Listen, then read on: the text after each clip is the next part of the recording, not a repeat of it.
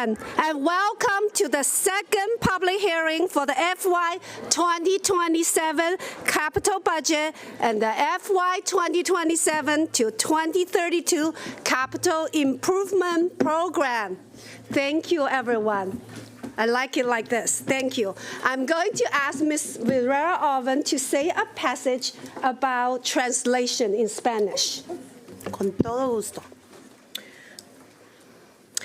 Si hay alguien que necesita traducción, por favor vaya a la mesa de atrás. Hay traductores y les darán los aparatos necesarios para que le puedan dar la traducción necesaria. Gracias. All right, so tonight's hearing will also be broadcast live on TV and MCPS media. The board appreciates the high level of engagement and feedback it received through the community participation in the CIP process. We have received a lot of emails, and we read that and we take that just as seriously as the in-person testimonies. The board will take action on the superintendent's recommended FY 2027 capital budget and the FY 2027 to 2022 capital improvement plan at the board business meeting on Thursday, November 20th, 2025. Now, as always, board members look forward to both hearing and thoughtfully considering your input as we prepare to review and take action on the CIP.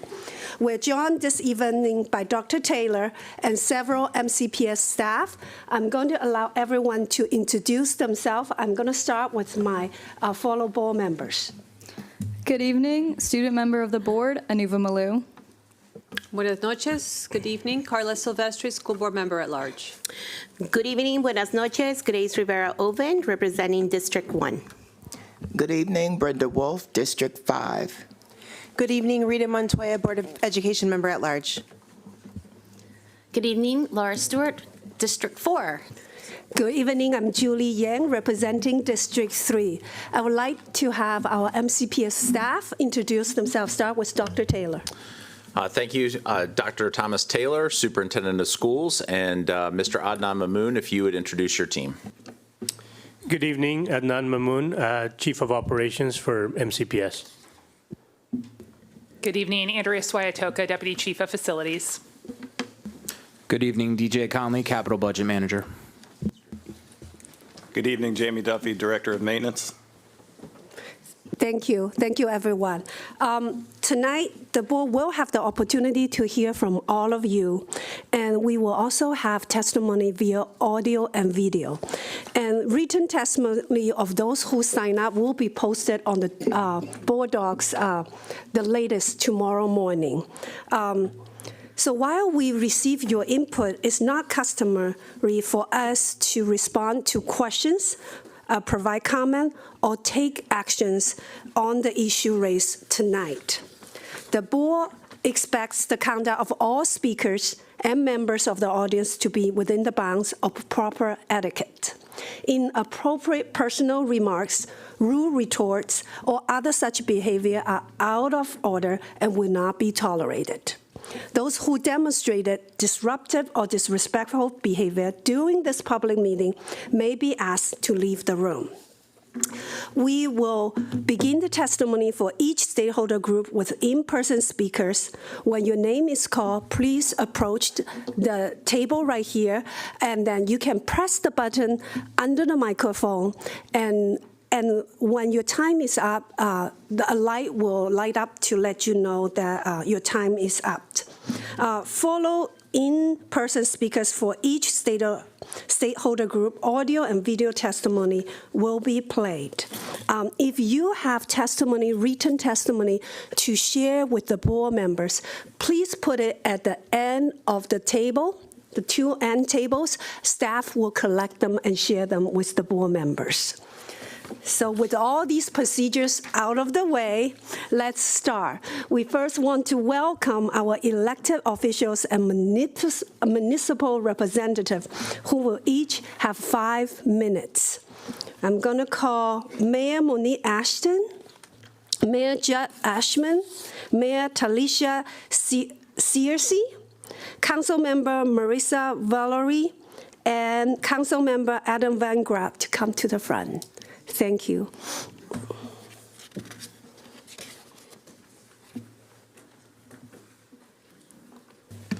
Mayor Ashton, you may begin. Good evening. It's always very powerful to sit with my mayor colleagues and council colleagues, so I appreciate your time and indulgence. Good evening, President Yang and members of the board. I am Mayor Monique Ashton of the City of Rockville, and I thank you for this opportunity. We appreciate your ongoing work with the Board of Education and the superintendent to bring the critical capital improvement projects to clusters serving Rockville students. Recently, the mayor and council received a very thoughtful presentation by MCPS staff on the Twin Brook Elementary feasibility study. Thank you for that. We strongly support option 4, which would construct a new school, and we are interested in exploring a partnership to help you install a community-sized gym. However, we are extremely concerned that the approved funding for the major capital project was reallocated to other schools with significantly lower farms and EML rates. The new FCI depleted value criteria indicate that this school is due for a full replacement, and the mayor and council have advocated for urgent needs for this underserved community, our community, for many, many years. Delaying this project to a future CIP is a devastating setback for our city and our entire community. Twin Brook Elementary is a community school. It is a Title I school. It is a bustling hub for critical community supports, including civic education, mental health services, family engagement, and we are in there helping as well as partners. This is a matter of equity and inclusion, and this school needs to be completely rebuilt. It was constructed in the 1950s, and the conditions are dire. I see it myself. None of the entrances are ADA compliant. The building has inadequate sprinklers, and it also lacks adequate space for specialists to provide intervalized support for students, which is critical to closing the achievement gap. We continue to advocate for linkages to learning, and we also believe that this is really important because there are many students who are dealing with trauma. In these uncertain times, students, families, and the broader community need a modernized facility to support their growth and well-being. We have been patient enough, and we urge you to put it in the current CIP. Regarding Wooten High School, that major capital project is very, very important to us, and we are exceedingly concerned that the recommended CIP continues to provide no funding for this urgently needed project. The full mayor and council and the community have been advocating for this project for more than a decade, and we implore you to prioritize and include it in the CIP. Built in the 1970s, this facility has never received a major renovation. There are multiple Instagram accounts dedicated to this. The school has one of the worst FCI depleted values in the county and has the worst plumbing system rating in the county. The failing plumbing and HVAC systems, coupled with the presence of mold, leaks, and poor air quality, create an unhealthy and unsafe environment. Teachers are actually afraid to talk about their fear of working in moldy conditions. We need to see ADA safety taken seriously, and there are many issues that are unresolved, including the phase 2 of the 88 project, which would shift the bus driveway to the upper parking lot. But a complete renovation or full rebuild is urgently needed to alleviate these inequitable situations. We urge you to take immediate action. We also ask for your support for Richard Montgomery High School in funding new carpet installation and also dealing with multiple HVAC leaks, as well as repair of vinyl flooring and the PA system that is constantly overheating. For Bayard Rustin Elementary School and College Gardens, the HVAC systems are in critical need of replacement. And at Beale, installation of new locks to allow the doors to be locked from inside the classroom to support student safety. We support the superintendent's recommendation for Cold Spring Elementary. We also endorse support for Meadow Hall Elementary School. The plumbing is a disaster. There are overflowing toilets, especially in 2 student bathrooms near the media center, the cafeteria. It's an ongoing issue. As well as at Twin Brook, there have been feces found in the boiler rooms. The project completion at Woodward High School is something we support, and we also support the recommended FY27 roof replacement at Gaithersburg High School and Rosemont High School, Elementary School. Thank you so much for your time.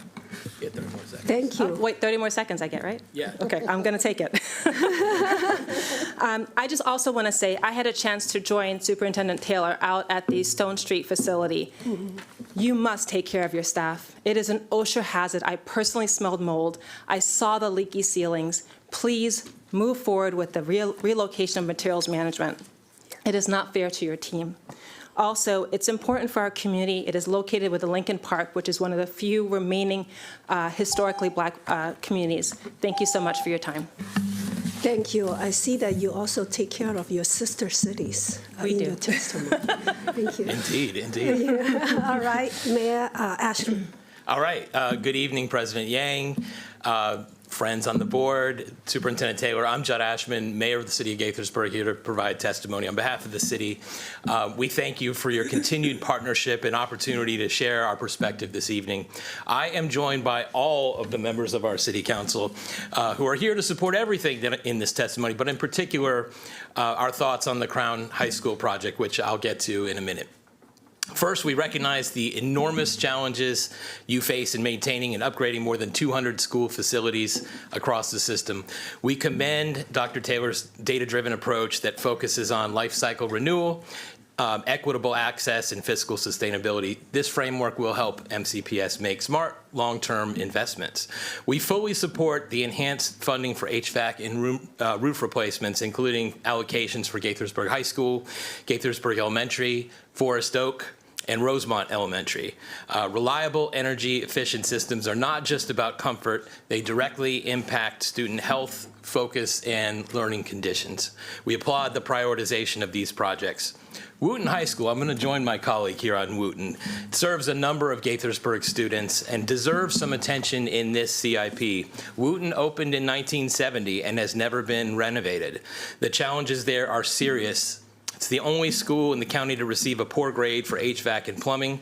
It has among the lowest facility index scores in the county. A renovation there was supposed to have been completed in 2021, but instead it's been removed from the CIP a couple of times. Well, the time has come. That building is older than I am, which is saying something.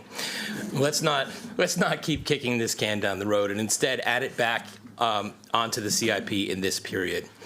And now I want to turn our attention to Crown High School, that project. As you may have seen in our written testimony, we strongly support full funding to complete the construction. But since we submitted that letter, since we drafted it, there's been some developments that warrant additional consideration. MCPS has floated the idea of using Crown as a holding school for an indefinite period of time before opening it as a standalone high school.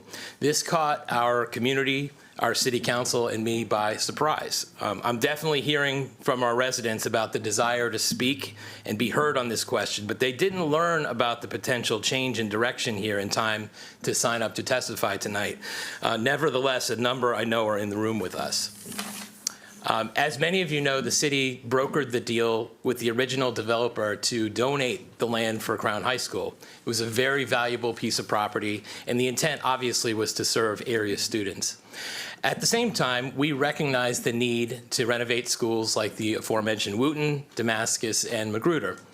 As we began to think about the challenges and pressures that you all are responding to that have caused this question to arise, it occurs to us that Crown High School is going to have a large building capacity, and perhaps there's potential for a hybrid approach, wherein the nearby neighborhoods get to go to Crown, while at the same time preserving enough capacity to accommodate students from these other schools during their rebuilds. There would obviously be a lot of programmatic considerations for such an outside-the-box approach, and thus a lot of conversations to be had. But something like that could be a win-win solution, addressing the renovation needs and bringing our communities together rather than pitting them against one another. The one element of programming that I do want to stress here tonight is that the council and I strongly encourage the board and superintendent to lean into our area's strengths and move in the direction of making Crown a STEM-focused school. This was the original intent of a group that donated the land. The city is very excited to facilitate discussions between MCPS and our friends at NIST, who are literally some of the top scientists in the world and who are interested in being part of this endeavor. It makes all the sense in the world. So it's our hope that this is just the beginning of a full and public discussion about the future of Crown High School. Our residents should have the chance to be heard. We realize that you're trying to piece together a very complicated puzzle, and we want to work with you to explore all the options and land on the path forward that works best for everyone. In closing, MCPS is an enormous and complex organization, and its success is hugely important to us. You all deserve to be commended for your good faith efforts to piece it all together. So thank you for your leadership, your partnership, and your commitment to the students and families of our community. We are here to help. Thank you, Mayor. Mayor Searcy. Thank you very much, President Yang, and thank you so much for the opportunity to speak today. My name is Talisha Searcy, and I'm the mayor of the city of Tacoma Park. I want to urge the Board of Education to support the recommended capital improvement projects for the Down County Consortium that is currently within the Montgomery County Public Schools 2027-2032 Capital Improvement Program, or CIP. Because of our location, Tacoma Park residents attend a variety of schools within the Downtown Consortium. The city is home to 3 public schools, Piney Branch Elementary, Tacoma Park Elementary, and Tacoma Park Middle School, and most of our high school students go to Montgomery Blair High School. But many families also attend nearby schools, such as Rolling Terrace Elementary, Eastern Middle School, and Silver Spring International Middle School. As a result, the city is invested in the quality of schools across Down County, and many require urgent repairs to ensure students have a safe place to learn. Piney Branch Elementary, for example, has one of the lowest facility condition index scores in the county. Its plumbing, roof, electrical, and heating and cooling systems need to be replaced right away. The site also doesn't have adequate classroom sizes with access to natural light. So replacing this school will fix these problems, save valuable resources like the pool, and give students a modern school. Eastern Middle School is another example and has similar problems. For Eastern, its heating, cooling, plumbing, and exterior facade needs to be fixed. And we need more space in the school. I am glad that Superintendent Taylor is recommending Piney Branch Elementary and Eastern Middle as priorities within the CIP.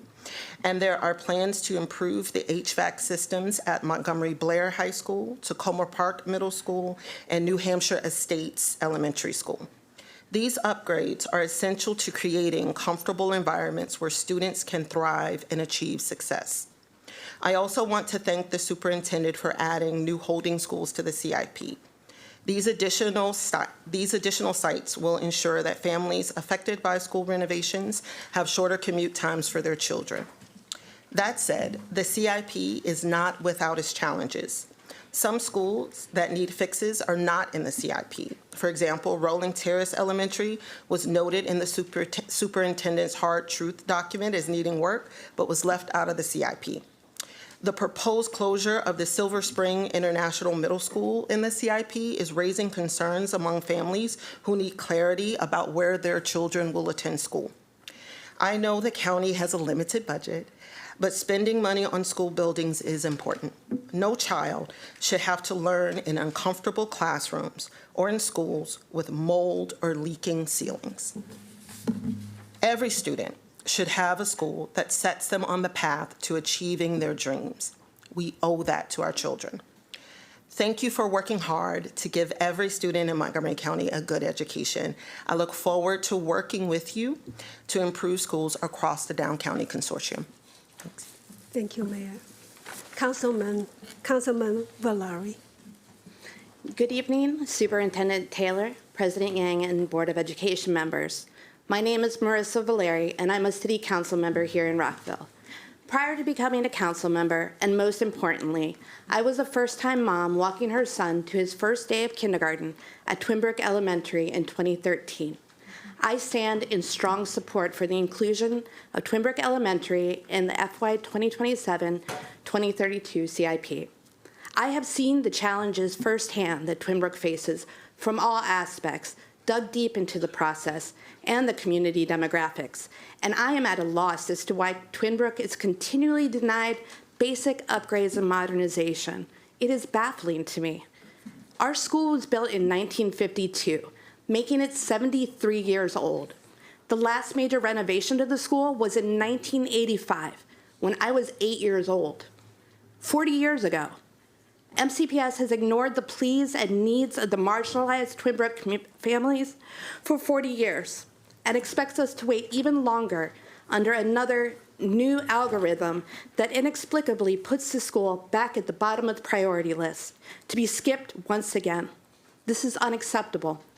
I fully appreciate that MCPS repaired the broken HVAC system, leaky roof, and tidied up the exterior.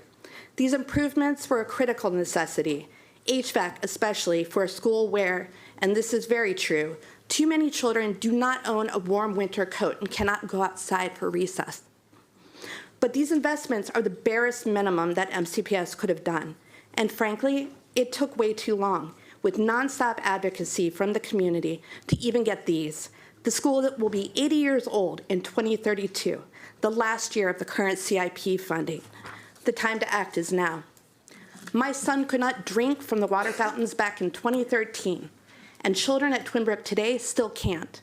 MCPS's own facility analysis notes that the plumbing system has met or exceeded its expected lifespan. The same assessment also noted that much of the electrical distribution system has met or exceeded its typical normal lifespan, a clear fire hazard.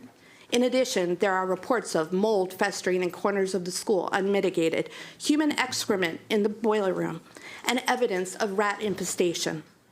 MCPS promotes a vision of equity and inclusion that it does not seem to follow itself. From page 6 of the Comprehensive Maintenance Plan, we believe that each and every student matters. Outcomes should not be predictable by race, ethnicity, or socioeconomic status.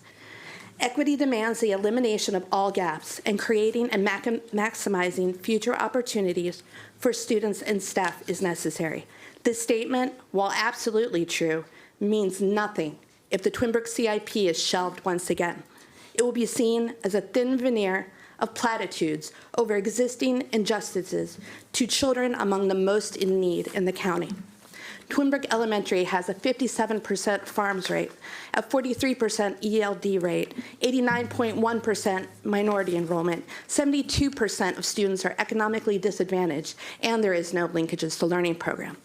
In Twin Brook as a whole, 49% of children ages 5 to 17 live in poverty. 41% of the Latino population live in poverty. 37% of folks have a GED or less. 27% of the population speaks English less than very well. 17% do not have health insurance of any kind, and there is 35% food insecurity rate. In FY23, Twin Brook Elementary distributed 122,000 pounds of food received from the Capital Area Food Bank. I unfortunately could go on. So the Twin Brook community, who is most in need of support and services, has a school that hasn't been significantly invested in by MCPS for 40 years, a school that, for the vast majority of children, is a literal lifeline to food, safety, and a path forward to break the cycle of poverty. A school that is not safe, not clean, and does not ensure accessibility nor supports the learning environment. Live your stated value of a commitment to equity. Set the children of Twin Brook up for success, and commit to investing in Twin Brook Elementary in our wonderful neighborhood through a CIP beginning this budgeted year. The community cannot wait any longer. Thank you. Thank you, Councilwoman. Councilman Van Graaf. Thank you. President Yang, members of the Board of Education, Dr. Taylor. My name is Adam Van Grack. And while I'm a City of Rockville council member, I'm also someone who grew up a quarter mile from Wooten High School and currently live in the Wooten High School region. I go to their games and I talk to the students often. Now, I'm going to be describing some of the testimony that I provided to you. However, what you're going to hear from the Wooten community is only the tip of the iceberg. There are many, many, many other students and parents and community members who wanted to be here today to testify, but couldn't. And what I'd like to do with my testimony is also share some of their voices about what's truly going on at Wooten. Now, I could provide you pictures of what I saw at back to school night earlier this year with holes in the ceiling, liquid dripping from multiple classrooms, buckets set up throughout the school by teachers so people wouldn't slip, and large shafts which were hanging up the ceiling. But I want you to hear from the students. For example, student council, the SGA co-presidents, Charlie Rollins and Ryan Shin, specifically experienced during the AP history exam last year, the power went out. They also note, which I heard of as well just a few weeks ago, it happened again. The power went out, there was a system failure, and the students had to be exited from the facility. They also provide numerous examples of mold, leaks, poor air quality, and systems that fail regularly. And they note, and this is their words, this is not just a minor temperature inconvenience, but rather a health and learning issue. But you know what? You've got pictures and you have stories all the time long. What we have now, thanks to the data-driven decisions by this board and Dr. Taylor, is we have data. The Facility Condition Index Depleted Value Study specifically went over this information. And it's important to note that Wooten, with a score of 0.624582, is one of the worst schools. However, that doesn't just tell the story, because the FCI index equates landscaping and topography the same as important critical systems that the students are talking about. It is important to note, if you read that study, Wooten High School is the only school in the entire study that has a poor rating for plumbing. There's one, it's Wooten. In addition to which, Wooten is one of the only few schools in the entire county that has a poor rating for HVAC. That says that Wooten High School has a poor rating for plumbing and has a poor rating for HVAC. It's the only school in the county. And that doesn't even address the electrical issues, which were rated as fair, which you've heard from the students, and that they will tell you consistently fails on a regular basis. That's the fair level. This is a problem. It's systemic. And if in case, for those who haven't read, if we look to the actual report itself, and this is a quote regarding the HVAC, other components that have been replaced are also aging, with showing some signs of poor performance and significant wear. The building's main cooling tower was observed to be severely corroded and appears to be leaking. What about the plumbing? Let's go to the report. Quote, cracks and corrosion to the original plumbing piping were reported on site by the point of contact, and several areas of moisture on the ceiling tiles were observed below the piping.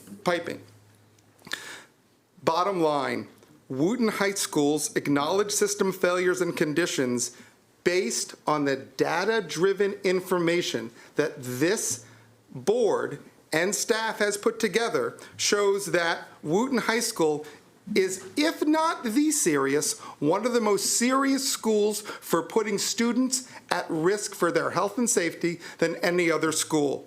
This has to be addressed. And I think it's important, I didn't address it in my testimony, but there's a lot of discussion about what do we do about a holding school? What do we do with them? I'm here to tell you from the Wooten community and every student I've talked to, they don't care. You can put them in a space shuttle above Montgomery County as long as you're renovating Wooten High School and getting to the safety concerns that are putting our students at risk. The community are going to be behind it. Let's not get the perfect be the enemy of the good. Let's put our students' health and safety first and make sure that Wooten High School is addressed, is corrected, and our students are safe. Thank you very much. Thank you, Councilman. Wooten is in the house. All right. I'm going to move to student public comment. You will each have 3 minutes. Student, you each have 3 minutes. The first 6 students are Dia Rajan, Elena Johnson, Miles Griffith, Jack Roshannon, Zara Taylor, and Eloise Good. Wow, these are some of our youngest public speakers here.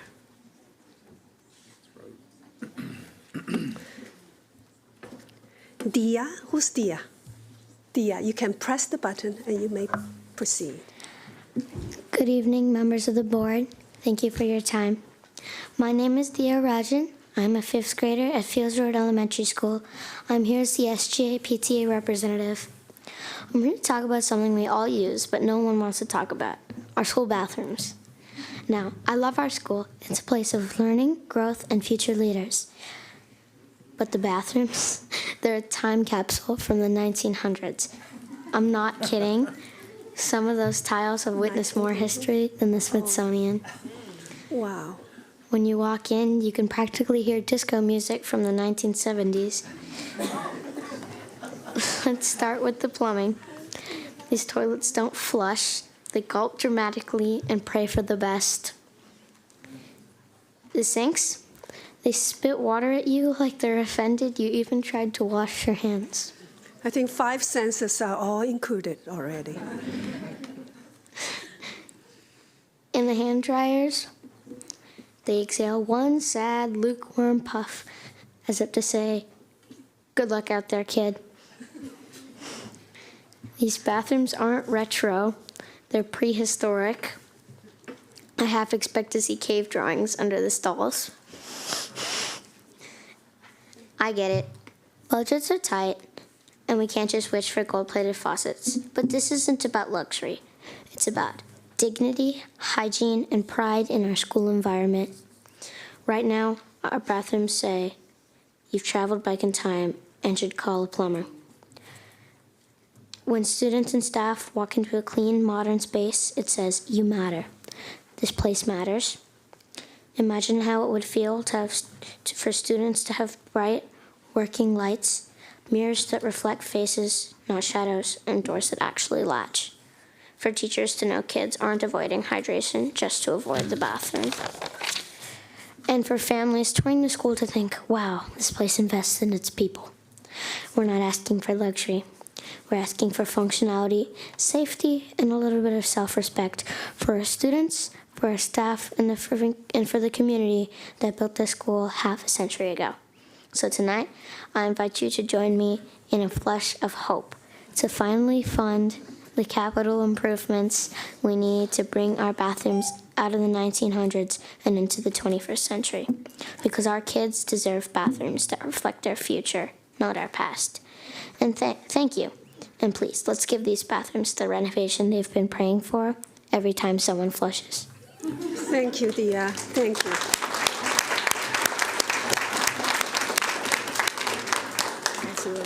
Elena. Dia, you can turn off your mic. Thank you. Hello, my name is Elena Johnson, and I attend Fields Road Elementary.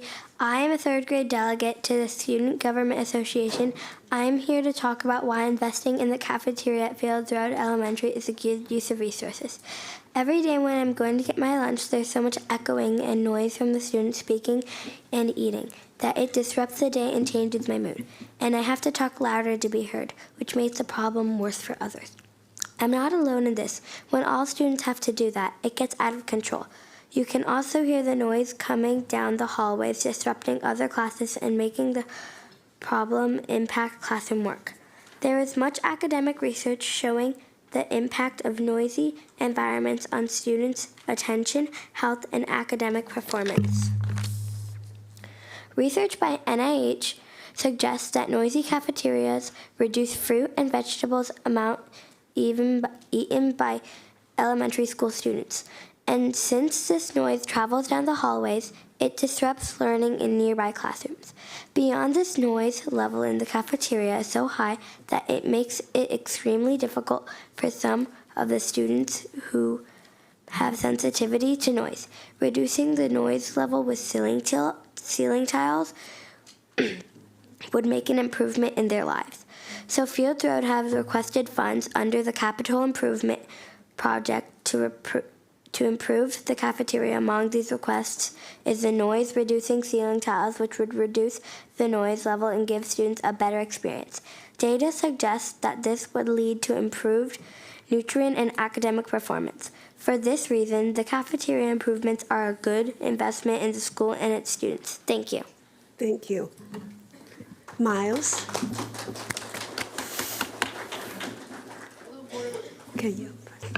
Hello, Board of Education. My name is Miles, a 4th grade student at Fields Road Elementary. I'm also the Vice President of the Student Government Association. I would like to talk to you about our current lunchroom situation. Imagine this. You're at lunch, waiting to get food, and the line takes an eternity, so you have less time to eat lunch. When it's finally your turn, you grab your lunch items, put them on your tray, and put in your PIN number. Next, you go into the lunchroom. It's crowded, the walls are lifeless, and covered with paper and stains. After that, you sit down on benches with no back, so you can't lean back or else you will fall. It's also so noisy that everyone has to yell.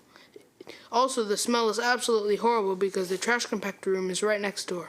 This is why we needed a cafeteria renovation. We could fix the organizational problem with multiple stalls to shorten the lunch lines. We could make the interior more appealing by making it more vibrant and modern like a Starbucks.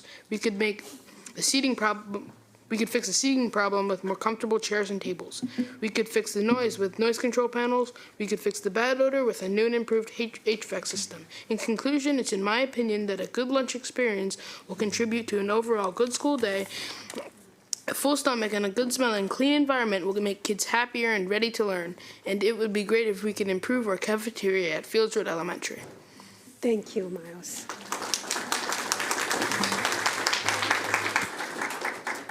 Go ahead, Jack. Good evening, everyone. Thank you for having us all here to speak about the much-needed capital improvement projects for our school. My name is Jack Rashawn, and I'm a 4th grade student at Fields Road Elementary. I am a General Assembly member of Student Government and would like to take a few minutes to speak with you about the playground updates for our school. Recess brings so much joy to students. It is a portion of the day that we all look forward to. Recess and time on the playground gives students incredible health benefits. St. Luke's Foundation for Mental Health Services lists some of those health benefits. Recess and playtime improves children's memory and attention, helps them stay focused in class, reduces disruptive behavior, and improves their social skills. While children at Fields Road have time for recess, we are missing a very important component: proper playground equipment that engages every student and promotes creativity. The Centers for Disease Control recently conducted a study about the importance of playability of playgrounds. Basically, the CDC says that having an area to play isn't enough. It needs to have something called playability. Playability is the ability to promote active play. The playground needs to engage students. The CDC almost observed 3,000 children at over 70 locations during the study, and it came to a big conclusion. Playgrounds with higher levels of playability also help children become more physically active and healthy. This means that playgrounds with better equipment that engages children and promotes creative play results in better health for those children. It also benefits the health of their local community. The current playground at Fields Road does not provide the best health benefits for its students. There's another positive outcome for Fields Road receiving an updated play area. School pride. We all want to live in a community that we're proud of. And students certainly want to have pride in their local school. Our current playground is outdated. It doesn't match the amazing energy of our student body and staff. Please help improve our students' health by funding modern, updated play equipment. Thank you. Thank you, Jack. What grade are you, Jack? Huh? 4th grade? Great citation. All right, Zara. Good evening, members of the MCPS School Board, MCPS staff members, and guests. My name is Zara Taylor, and I am a 5th grader at Fields Road Elementary School, or FRES as we like to call it. Go Falcons!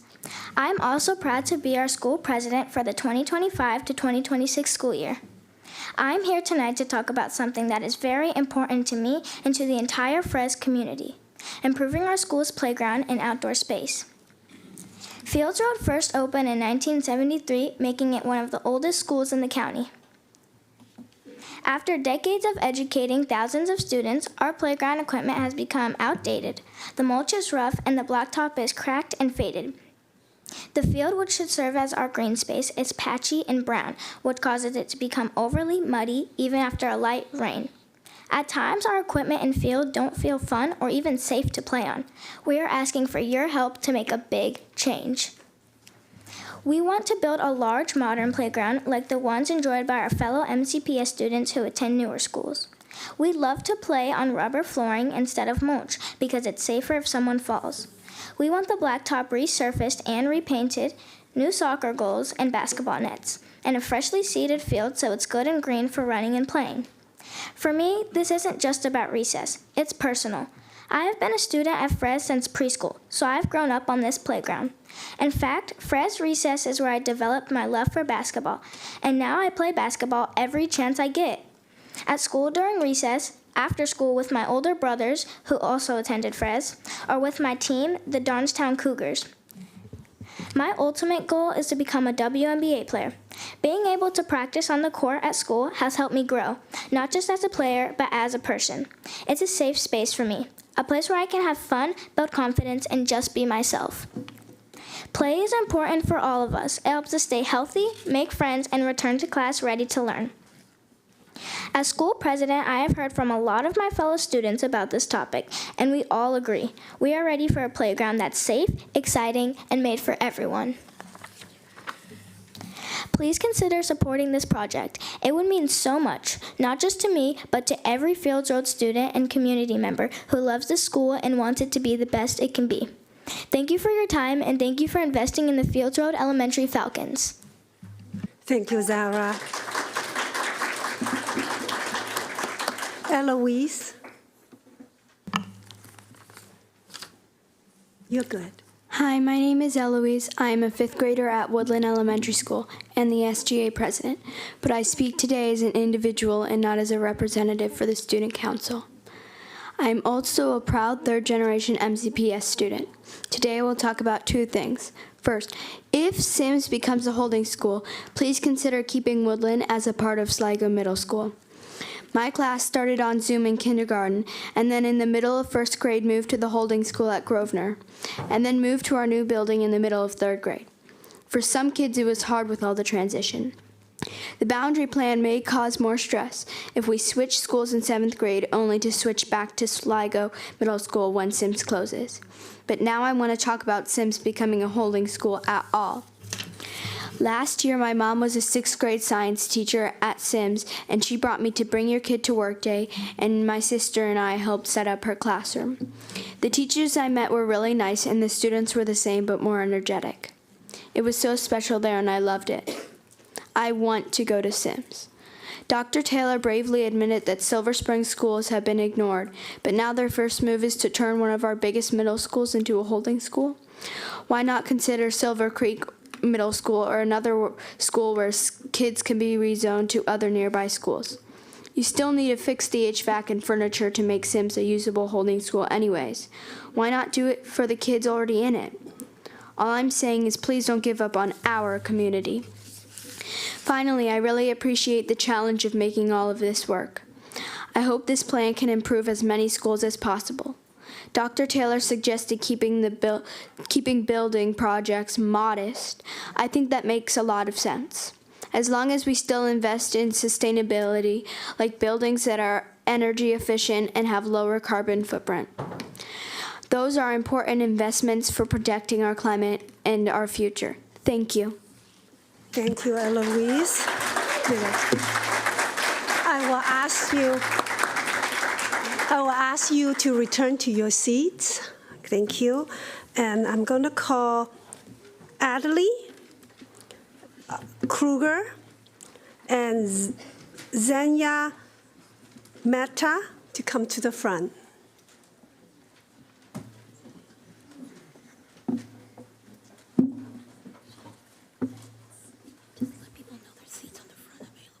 Yeah.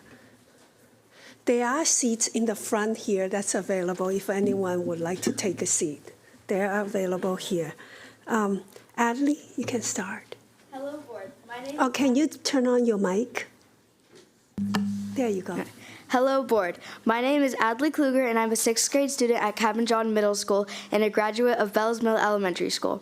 I also have a younger sister in 4th grade at Bells Mill Elementary School. I'm here tonight to talk with you about a few different topics: the state of facilities at Cabin John, the impact of the proposed Crown boundary study, and also the safety of my neighborhood. Since I started Cabin John, we have not been able to use our basketball courts because the retaining wall is falling down and creates a hazard.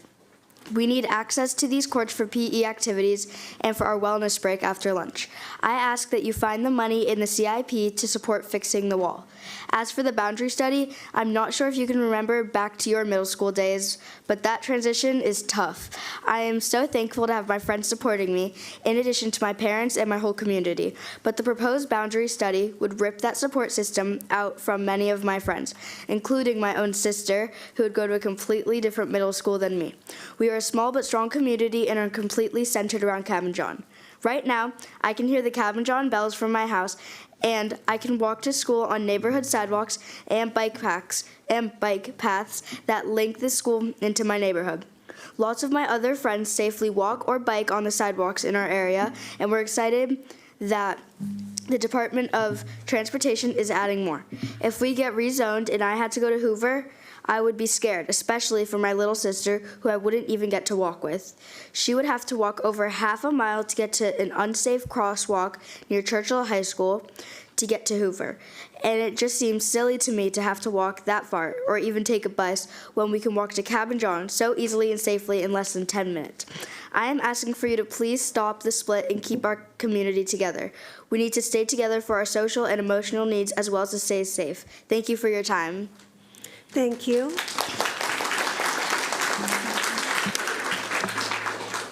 Zenya, go ahead. Good evening. My name is Zenya Mehta. Today I'm going to tell you why the front of Fields Road Elementary needs a facelift and why the wooden ramp leading to the portables and cafeteria desperately needs to be replaced. The front of the school needs a facelift because it's very old and it looks so untidy. When parents look at it, they wouldn't want to send their kids there because they will think we're so disorganized and messy. The wooden ramp leading to the portables and cafeteria desperately needs to be replaced because the ramp is a safety hazard, and whenever staff, teachers, or students walk on it, the ramp always creaks and cracks. And that means that whenever someone walks on the ramp, they could fall and get seriously injured. And the wood on the ramp is so old that if anyone touches it, they could get a splinter, and sometimes that leads to an infection. You wouldn't want us getting hurt, would you? Now you know why we need funds to make our school a better and safer place. We would be so grateful. Thank you. Thank you. Thank you, Donna. Right. We have one video testimony from a student. MCPS TV, please play the video testimony. Hello, my name is Ethan Berkowitz, and I'm a 7th grader at Herbert Hoover Middle School, a Wayside Elementary graduate and the founder of the Wayside Green Team. I testified earlier to keep Wayside in Churchill. While I'm happy we have more options in round 2 and some options in order to keep Wayside and Potomac Elementary at Churchill, we will have to lose our friends from the other school who would go to Wooten. In light of Superintendent Taylor's recent FY27 CIP that showed enrollment is now dropping and we need more holding schools, it makes sense to keep both Potomac Elementary and Wayside Elementary at Churchill to use Crown as a holding school. While Wayside Elementary is only 2.5 miles from Winston Churchill High School, many families like mine at Wayside live even closer, within minutes of walking or biking distance. I started the Wayside Green Team to raise awareness about sustainability and protecting our planet. We promote walking and biking instead of driving whenever possible, and it would go against everything we've worked for to force hundreds of students onto buses through the already congested Falls Road corridor.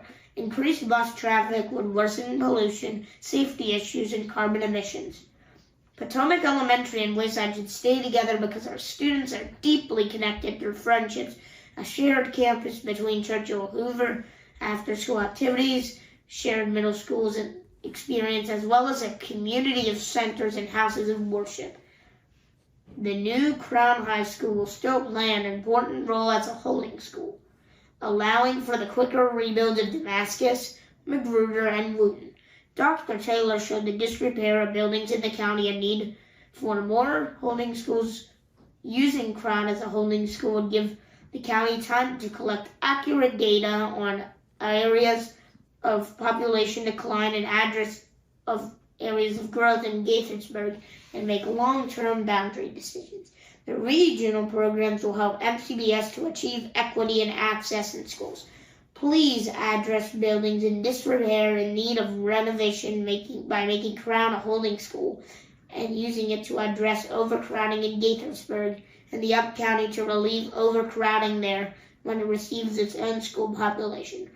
Please help to preserve green living by honoring proximity in schools and keeping both Wayside Elementary and Potomac Elementary and Churchill High School.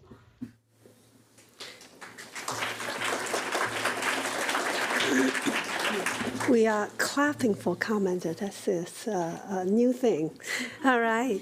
So we have only 2 organizations sign up. That is our next portion is association and organization. You each can have 5 minutes. You 2 can return to your seats. Thank you. Ken Flammer and Christina Weeks.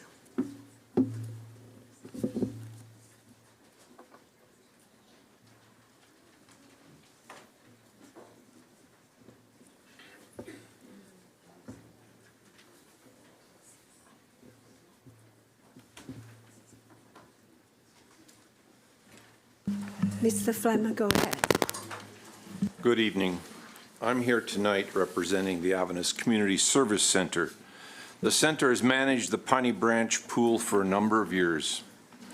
Over the years, I've observed the value and the impact the Piney Branch Elementary Pool has on and in the community.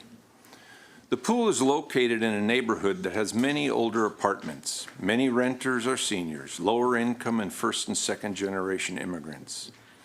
For a number of years, ACS and others have operated minority youth summer programs in this neighborhood. These summer day camps have included using the neighborhood Piney Branch Elementary Pool for water safety and swim lessons. Just this past summer, nearly 600 hours of swimming instruction was provided for day campers in this community. In the past year, Piney Branch PTA has also arranged nearly 3,000 hours of swim instructions for Piney Branch Elementary students as part of the physical education curriculum. When COVID ended, a grand reopening for the Piney Branch Elementary Pool was promoted. The event overwhelmed as nearly 200 Tacoma Park residents came to the event excited that this cherished community asset was again available for residents. Currently, the Piney Branch Pool hosts a range of programs. This includes kayaking lessons, scuba lessons, coach swim teams at beginning and intermediate level, with swimmers competing in area competitions, lap swimming, and private swim lessons. Jackie, a longtime Tacoma Park resident and leader of Lunch and Learn summer day camps, was always quick to point out that Piney Branch Pool was why she had almost completely recovered from a serious stroke. I want to also point out that drowning is the leading cause of death of minority children and teens aged 10 to 19. Piney Branch Elementary Pool helps maintain a strong connection between the community and Montgomery County Public Schools.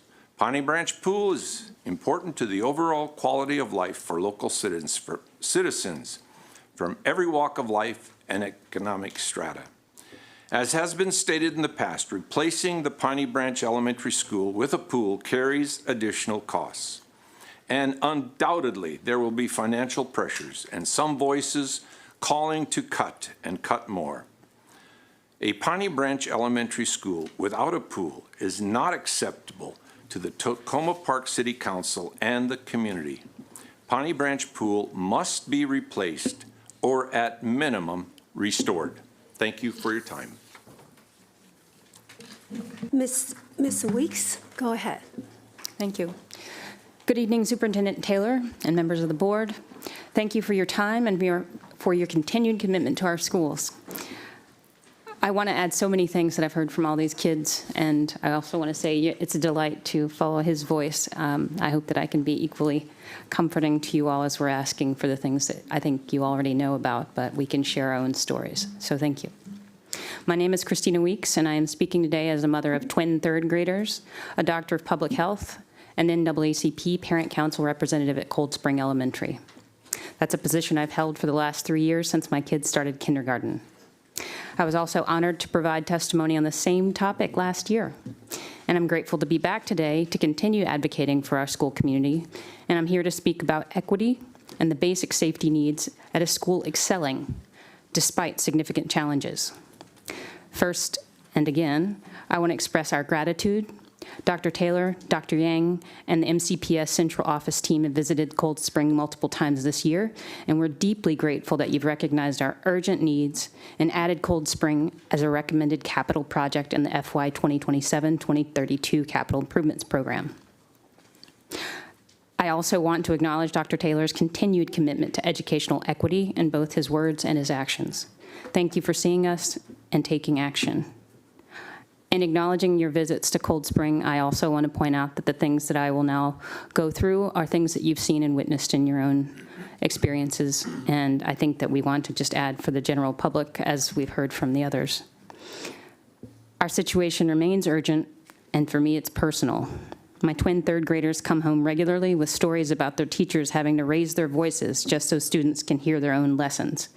Even more striking, as a mother of twins, they tell me that they can hear often when their other sibling is speaking in the adjacent classroom. That's not twin speak, that's not a special language, it's because there are no walls. So I think, again, you've already been there, but that shouldn't be possible in a school environment. And since Cold Spring is the only school in the county with an open concept design, I'm not sure if that's the only elementary school or the only school, that's a layout that was built in 1972 that was briefly popular, but has since been phased out everywhere else due to the exact challenges that we face daily, our kids face daily, that our community faces daily: noise, distraction, and instructional difficulties. Most of our classrooms have no doors and are separated only by half walls or furniture. This creates an overwhelming amount of noise that makes learning nearly impossible, especially for students with sensory needs or students who have difficulty sustaining focus. The infrastructure challenges are compounding this problem, and when we recently reached enrollment capacity for the number of third graders in our third grade class, our hopes were granted just before school started. And I want to credit our school administrators and the entire staff for launching into prep mode and being impressively nimble as they tried to figure out what ante-rooms or closets might be repurposed to accommodate special education services like speech therapy. So we won, but we also had to do a bit of scurry to make some things happen because there really are not a lot of options. Our HVAC system would qualify as an antique if we had to go to register it at the DMV, causing poor air quality that affects students and teachers every single day. Our roof leaks regularly, leading to water damage and mold issues like we've heard from other schools. I also heard from the students about cafeteria issues. I have noticed that when we added a third wave of lunch to try and mitigate some of those noise concerns, we learned what capacity our cafeteria could produce the amount of lunches it needed in order to get all the kids through their lunch waves. These are basic safety and health needs that no child should have to learn without. The open concept design creates additional safety concerns that you've also heard about repeatedly. And during emergency drills, students must move through open spaces, delaying evacuation in ways other schools never face. These are structural problems that dedication and hard work alone cannot solve.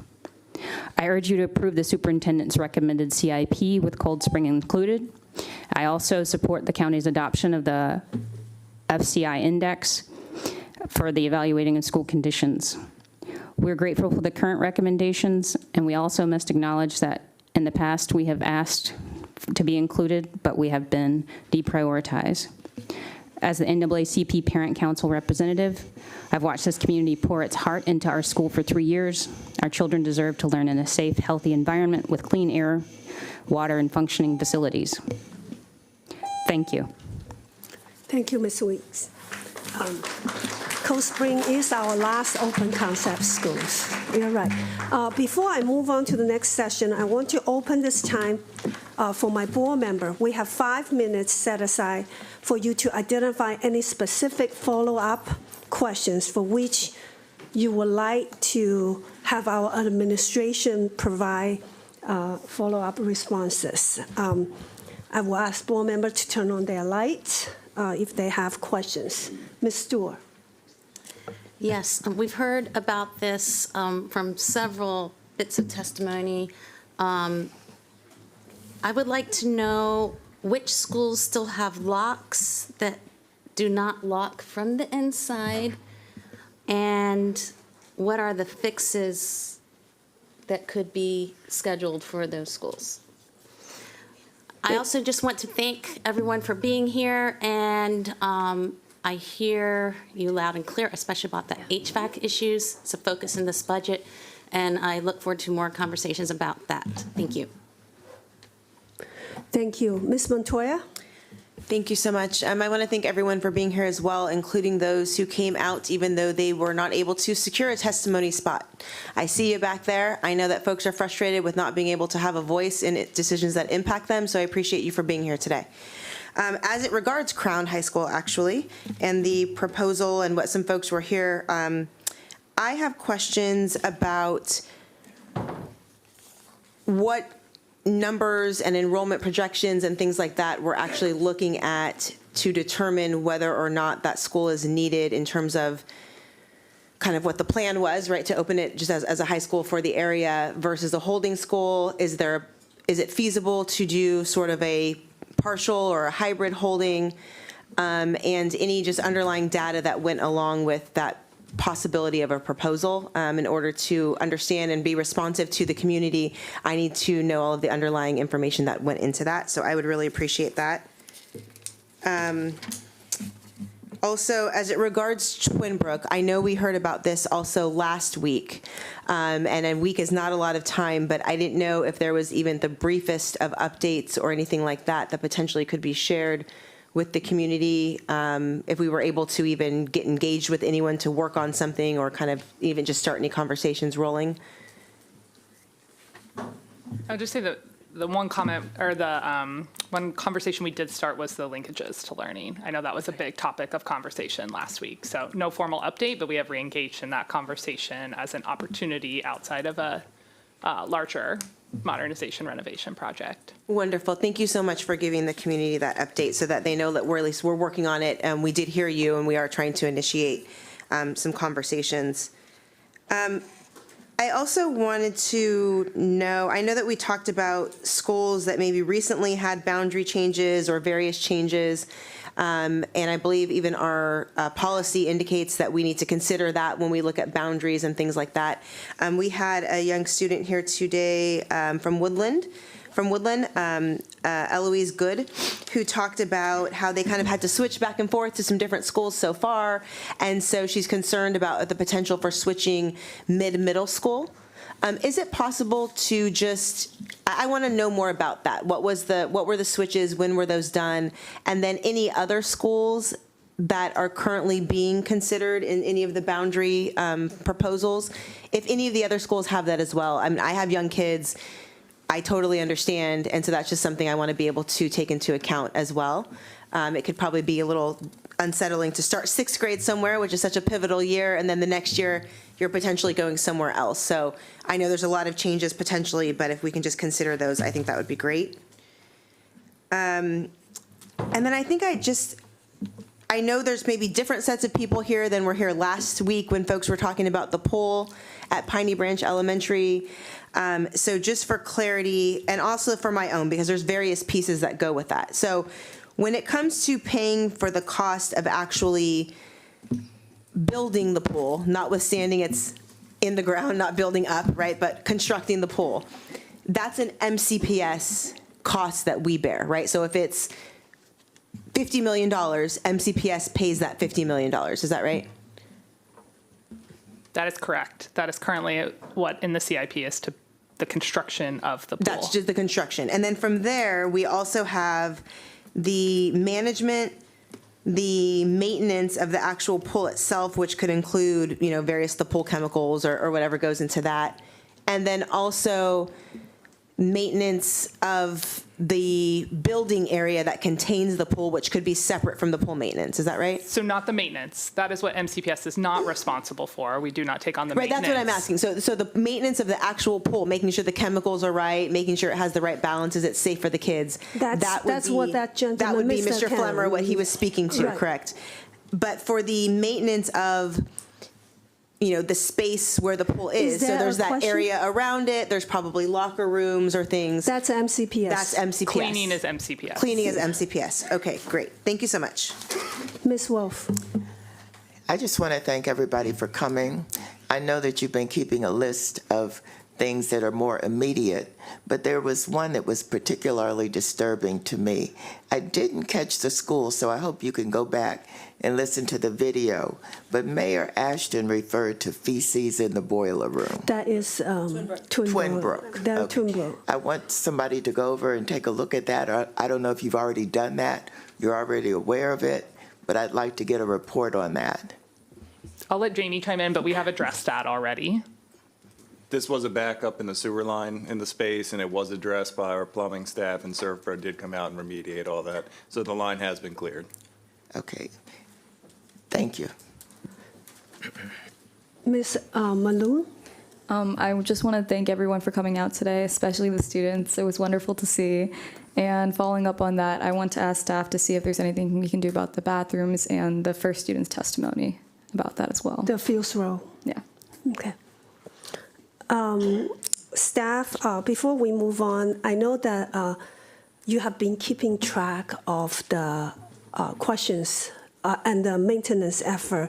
When we have the next work session, maybe let us know some where we are with those projects or issues. That will be appreciated. Thank you.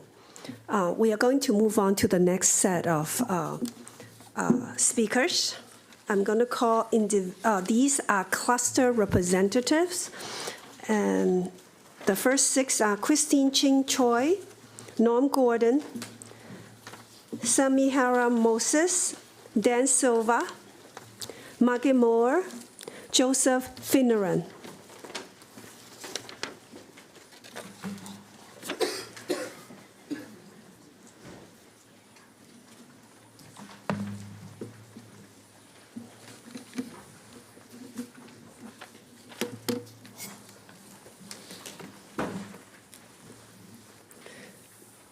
Ms. Choi, you can begin. Good evening. Thank you for this opportunity to speak. My name is Christine Chin Choi. I represent the Quince Orchard Cluster Schools. In light of the October 13th CIP presentation by Dr. Taylor, I wish to highlight that 2 of our 9 cluster school buildings are over 50 years old, and 4 fall within the 26 to 50-year-old bracket. That means that 2/3 of our cluster schools have exceeded the expected useful life of systems such as HVAC, water heaters, flooring, and painting. Our CIP requests fall into 3 themes: school safety and access, building modifications, and the Crown High School completion. School safety and access. Quince Orchard High School is reiterating a request made in 2023 and 2024. The current security vestibule space is small and can easily become congested. From the vantage of the security staff, there is no clear line of sight of the main entrance. Next slide. Figure 1 shows the limited view of the main entrance from the security desk. Additionally, personnel cannot see foot traffic in the inner corridor of the building without having to leave the room. There is insufficient camera security to address these visibility issues. Furthermore, congested conditions in this small room can easily provide opportunity for individuals to slip into the internal corridors unnoticed through this inner-facing doorway. The room continues to be a security flaw that concerns students and families. Next slide. Thank you.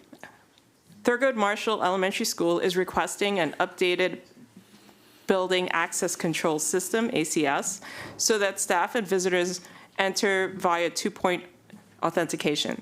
Currently, entry through the external main door allows unobstructed access to the main office and the student corridors. This is a very concerning safety issue for families and school staff. Figure 2 shows the ACS system that is desired at Thurgood Marshall. Next slide. Lakelands Park Middle School, the youngest structure of this cluster, has a degraded and deteriorating concrete sidewalk at the front of the building structure. Under the front entrance overhang, the sidewalk tiles have several 3 feet or longer cracks. In 2 areas, roughly 2-inch gaps were filled with bonding agent. These areas have now settled, resulting in an uneven walking space. This poses a hazard for students and staff and also impacts ADA compliance. Examples of this extensive damage are shown in figures 3 and next slide, figure 4. Furthermore, the buckling sidewalk and mildew at the base of the front exterior walls are indicators of water accumulation. Pooled water was observed in front of the loading dock areas, as shown in the next slide. A comprehensive water damage assessment should seriously be considered for this structure. All right, second grouping, building modifications. Speaking of water damage, there was a burst pipe incident at Quince Orchard High School on October 24th. Nearly 2,000 students had to be sent home early that day, and at least half a learning day was lost. The 2018 Key Facility Indicator Report for QO indicated that piping and HVAC were in need of review and repair. This recent incident, is a reminder that our aging facilities need regular maintenance. Quince Orchard High School also requests an expanded press box for their stadium. This 2024 request is being resubmitted for future positive impact on the community experience at Quince Orchard sporting events. Fields Road Elementary School is due for brighter and more energy-efficient lighting in the gym and all-purpose room. Fresh paint is also needed in the front office. The health room is small and easily becomes crowded with the at-capacity student population there. This non-ideal setting makes it easier for viral infections to spread. A renovated and expanded space is in dire need. These updates at Fields Road will support a more welcoming environment for these K-5 students. Thurgood Marshall Elementary School requests painting of all their interior and exterior metal doors. As stated by the PTA representative there, our metal interior and exterior doors have taken a beating. This degraded appearance impacts student morale and pride. Last thing, the parents at Quince Orchard Cluster request that the Crown High School be fully completed in time for the 2027 opening. This should include a completed school auditorium with capacity and features that are comparable to QO. The QO auditorium has 900 seats and is used daily throughout the school year by its student body. We advocate for an equivalent space should be available to all future students at Crown. Thank you for this time to speak. Thank you. Mr. Gordon, go ahead. Good evening, Superintendent Taylor, President Yang, board members and staff. Thank you for this annual opportunity to hear from your PTA cluster coordinators. My main focus will be capital improvements, but beforehand I want to mention concerns Neelsville Middle School parents are having about the prospect of articulating to 4 different high schools: Gaithersburg, Watkins Mill, Quince Orchard, and Seneca Valley. You can imagine the crippling effect on community when there's a 3 in 4 chance your beloved classmate will be leaving you after 3 years. Please keep this in mind as we create new boundaries for articulation. Now on to capital improvements. I've been advocating for capital improvements in our cluster, especially upgrades to the Watkins Mill High School campus, for the better part of 3 years. Each year I've been attending the summer advocacy sessions hosted by the central office for each cluster, and each year I've been coming to this meeting to testify. And each year I've been bringing before you more or less the same list of items, although we've added a few. Let me review the list. Since the summer of 2023, we have asked for new bleachers in the high school gym to replace the 1989 model that won't operate properly, a new sound system to replace the horrific quality of the current speakers, a new scoreboard to replace the one that's barely operable, and new basketball hoops to replace the ones that have been deemed a safety hazard. Other than the bleachers, these are all expenses of $100,000 or less. We've also requested a larger gym lobby to accommodate the students and guests from both home teams and opposing teams coming to see the game, and a badly needed renovated weight room. In the stadium, we've asked for non-existent locker rooms and an updated concession stand and press box. In a show of solidarity with the county and the dire need for upgrades in our hometown high school, State Senator Nancy King managed to find $100,000 of state funds for a new concession stand. More recently, we have asked for a new bell system to replace the chronically broken system that Montgomery Village Middle School hobbles along with, and a fence around Stedwick Elementary School for security from the very busy streets that surround it. These have been our asks. No school replacements, no major expansions, no massive overhauls, just badly needed smaller upgrades costing dollars in the 5 to 6 digit figure range, not 7 or 8. What have we received? At the high school, 2 new gym floors, one of which was installed by mistake, railings for the existing 1989 bleachers to make them purportedly safer, batting cages at the softball and baseball fields, which, as I understand, are being installed now, the promise of new turf on some of the fields to replace the grass, and some new appliances to be used inside the concession stand, appliances which so far couldn't possibly total $100,000. At Montgomery Village Middle School, no new bell system. At Stedwick, no new fence. As for all the upgrades we've been asking for, the only movement on any of them has been the inclusion of the superintendent's cluster comments, which, with the status marked, will evaluate. It's a little hard to know what to say here. I guess on behalf of the cluster, we should be grateful for the upgrades being done at the high school. I'm sure there were good reasons for doing them, but I hope you can appreciate the disconnect between felt needs that have come up from the community itself and what seems to be handed down from on high. It's hard for me to go back to a school and tell them that their voice is being heard when the requests of its constituents are consistently sidestepped by larger agendas, especially when no rationale is given. Maybe the sigh of one exasperated staff member sums it up well. We're not getting much love over here.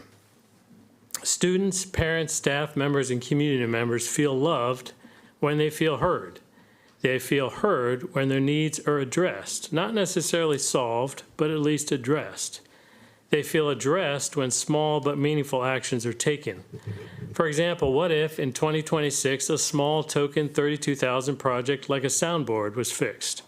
Or a $100,000 gift from the state was not whittled down to appliances but added to, maybe even doubled, so a real upgrade can take place. Or a multi-year plan was put in place to address some of the bigger projects.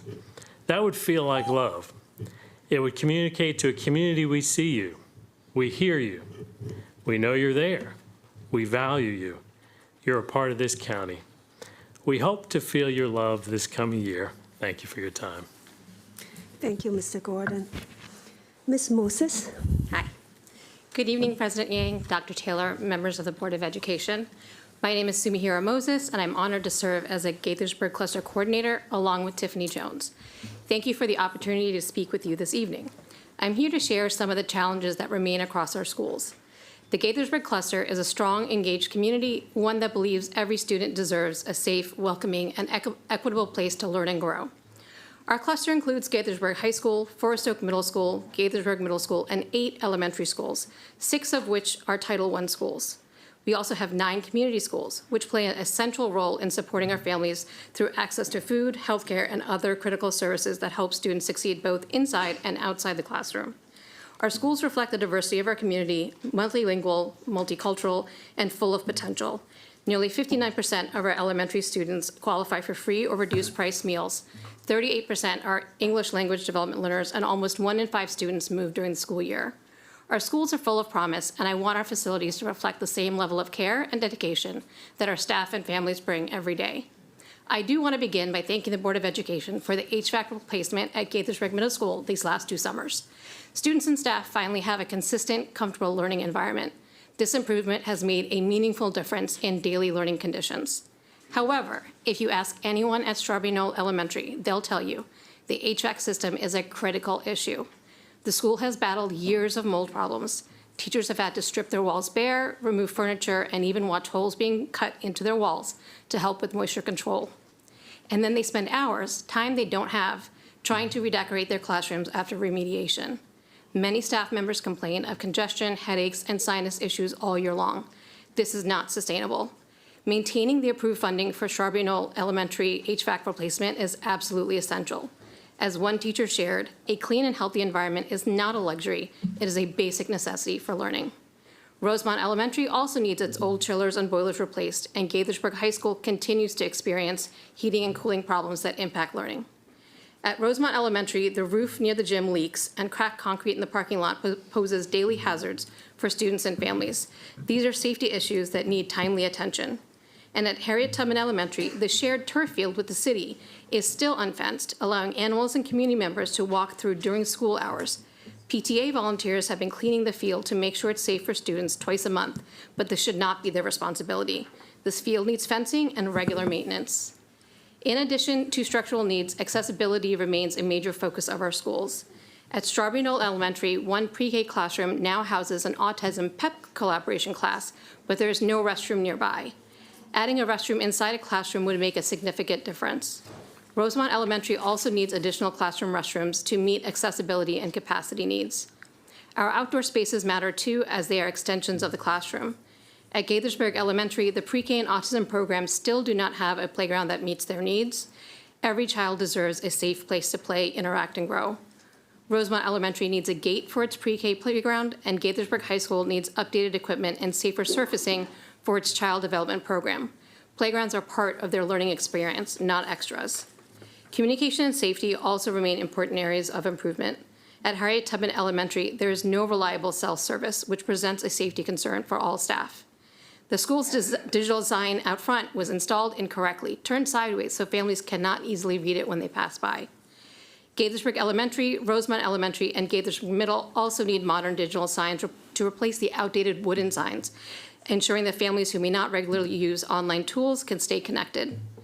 At Gaithersburg High School, unused classroom shells on the second and third floors could be finished to create much-needed instructional space. As the boundary study continues to address overcapacity, completing these rooms is a practical and cost-effective way to relieve pressure using space that already exists. Before I close, I do want to acknowledge MCPS for its continued engagement during the boundary study process. I appreciate the effort that has gone into listening to our communities and organizing public meetings. However, I do ask, how are we measuring that the feedback is truly coming back from the Gaithersburg Cluster community members? With the large in-person meetings that have been attended, smaller, more local discussions could help families feel more comfortable sharing their voices and ensure our diverse community is fully represented. Our cluster is a home to families who trust our schools to provide safety, stability, and opportunity every single day. But trust also requires action. When HVAC systems fail, when restrooms aren't accessible, when fields aren't fenced, or when classrooms remain unfinished, it sends a message to our community that their needs are not a priority. I'm asking for your partnership to change that message, to ensure that every student, whether they attend a Title I school or a community school or both, learns in an environment that is safe, dignified, and worthy of their potential. Thank you. Thank you. Mr. Silva. Hello. Hello. My name is Dan Silva, and I'm one of the new Magruder Cluster coordinators, former Sequoia PTA president, and I'm proud father of two amazing daughters at Sequoia Elementary. In order to avoid some duplicate testimony, I'm going to allow my cohort, Kim Glassman, to give you some of the laundry list of individual issues at Magruder during her individual testimony, and I'm going to take a little bit higher level approach. Magruder opened in 1970 and has never had the benefit of a full renewal. Now with a new Damascus proposed, that leaves Magruder and Wooten standing alone as by far the longest neglected high schools without a renewal or a replacement by almost 2 decades. Quincy Orchard was 1988. But age is not everything, which is why we use many other metrics. In 2016, MCPS implemented a new set of metrics using the FACT methodology. Magruder was reassessed, and MCPS came to the conclusion that Magruder was dying and needed to be replaced due to the condition of our building. We were added to the CIP master plan in 2019. In 2020, we were given an expected completion date of 2027, despite not ever even making it into the planning and design phase. We were so close, but then in 2022, like Lucy yanking the football away from Charlie Brown, promises were broken and we were pushed back to 2029. In 2024, the football was yanked away again and we were completely removed from the CIP. Now you've rolled out the FCI, which has been widely touted as the gold standard for thoroughly evaluating the condition of our facilities. Nobody in our community was surprised when the FCI values were released and Magruder had the worst score of any high school in the entire MCPS system at nearly a 0.65. Believe it or not, that created a palpable optimism among many in our community. Here we are again being told that by every metric MCPS uses, Magruder is objectively in worse condition than every other high school in the county. Like Charlie Brown, we believe there's no way we could possibly be denied a top spot on the new CIP now. But then the current CIP was released and once again, Lucy yanked the ball and Magruder was omitted. But it gets worse. Dr. Taylor, we were surprised to hear about your new no sprinkling policy as part of your hard truths. The Magruder cluster the Magruder cluster feels that MCPS has given up on even sprinkling us long ago. Over the last decade, it was under the auspices that it didn't make sense when we were so clearly in line for a new school, and I get it, who wants to throw good money after bad? In this CIP, though, you finally said the quiet part out loud. You've explicitly stated that you're not going to give the longest neglected, most depleted high school in all of MCPS any money because someday you might get a new school. Simultaneously, Magruder is listed for field turf in 2027 and on the roof replacement list for 2029. And I've spoken to dozens and dozens of families in our cluster, and not one of them believes that either one of those projects will come to fruition. Best case, it's lipstick on a pig. Worst case, it artificially skews our FCI score just enough to bump us down to being next on the next CIP. Now you're asking the Magruder community to support your plan to use Crown as a holding school. And I'll admit my first instinct was to jump behind it and offer my full-throated support. However, the more I've engaged with our community, the more skepticism I've encountered. Many believe, particularly some MCPS staff, that a holding school that brings us off campus should be our last resort. They believe that we could lose half our staff, half our extracurriculars, and half our identity in the process. To them, losing half of everything in order to reemerge stronger on the other side is a very Thanos way of planning. And spoiler alert, in case you haven't been to a movie theater since 2007, Thanos is not the model of strategic resource planning that you want to be compared to. Your new Crown plan isn't really a plan for Magruder. You've offered absolutely no tangible commitment to Magruder, just the mention that it could open us options for us. It feels a lot like you're trying to leverage our pain to advance this plan, but you're not willing to commit any resources to officially include us in it. It may well be that Crown is our best and most expedient option for advancing a new high school. We have a whole community of families who are willing and even eager to offer their support, but it has to be earned and it has to be a two-way street. If you want our support, you have to first be willing to offer us some kind of tangible support. And that brings me to my ask. Our cluster won't know what option is best for us until we actually begin with the planning and design. I implore you to revise the CIP, do away with the disingenuous line item placeholders for turf and roof, and allocate the funding necessary to complete the planning and design phase of a new Magruder. Then I'm asking you to engage directly with our community, not as a district, not as a region, but directly with our cluster. Principal Asienzo and our cluster coordinators would be happy to facilitate some kind of a town hall for that session. Lastly, Dr. Taylor, I brought you a gift, and it is genuinely not meant to be mean-spirited. It is simply a visual reminder of how the families in the Magruder cluster feel about this process. I want you to look at it the next time you want to propose or promise something to us and ask yourself, how will they feel if I don't follow through on this one? Thank you very much for the opportunity to speak. Thank you. Ms. Mauer, go ahead. Good evening, President Yang, members of the Board of Education, Superintendent Taylor, and MCPS leaders. My name is Margaret Mauer, and along with my fellow cluster coordinator, Katie Blott, I represent the students and families from the Whitman cluster this evening. We appreciate that caregivers and students in our school communities around the county are seen as important partners in the CIP process, and we appreciate the opportunity to testify today. And by the way, I found it fascinating listening to everyone tonight, and I really applaud your humor and candor in trying to get some progress, so kudos. In the Whitman cluster, we are thankful for the support provided in the prior 6-year CIP plan to address significant issues that impact student learning. We are especially grateful to see that addressing the severe issues at Burning Tree Elementary is proposed to be addressed within the CIP. As you know, Burning Tree was built in 1958 and last revitalized 32 years ago. Its age impacts safety and learning, and the lack of any substantive changes in 32 years has resulted in the building being out of ADA compliance. This is especially urgent because we have a special education program at Burning Tree with 68 students that represents 15% of their enrollment, including 2 kindergarten classes who desperately need accessibility. On top of these issues, Burning Tree currently sits at over 120% of its capacity and has been over capacity as long as I have been a cluster coordinator and beyond. So we are glad to see these issues of overcrowding and aged infrastructure being addressed in the CIP, not just for Burning Tree, but for several schools across the county.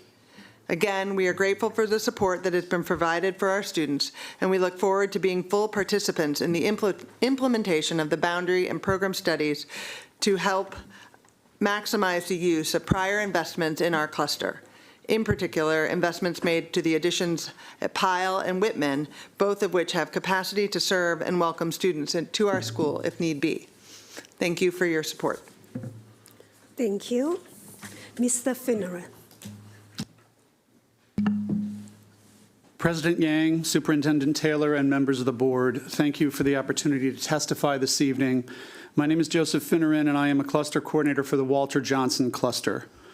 This period of dramatic change in our school system is unprecedented in the lives of many of our families.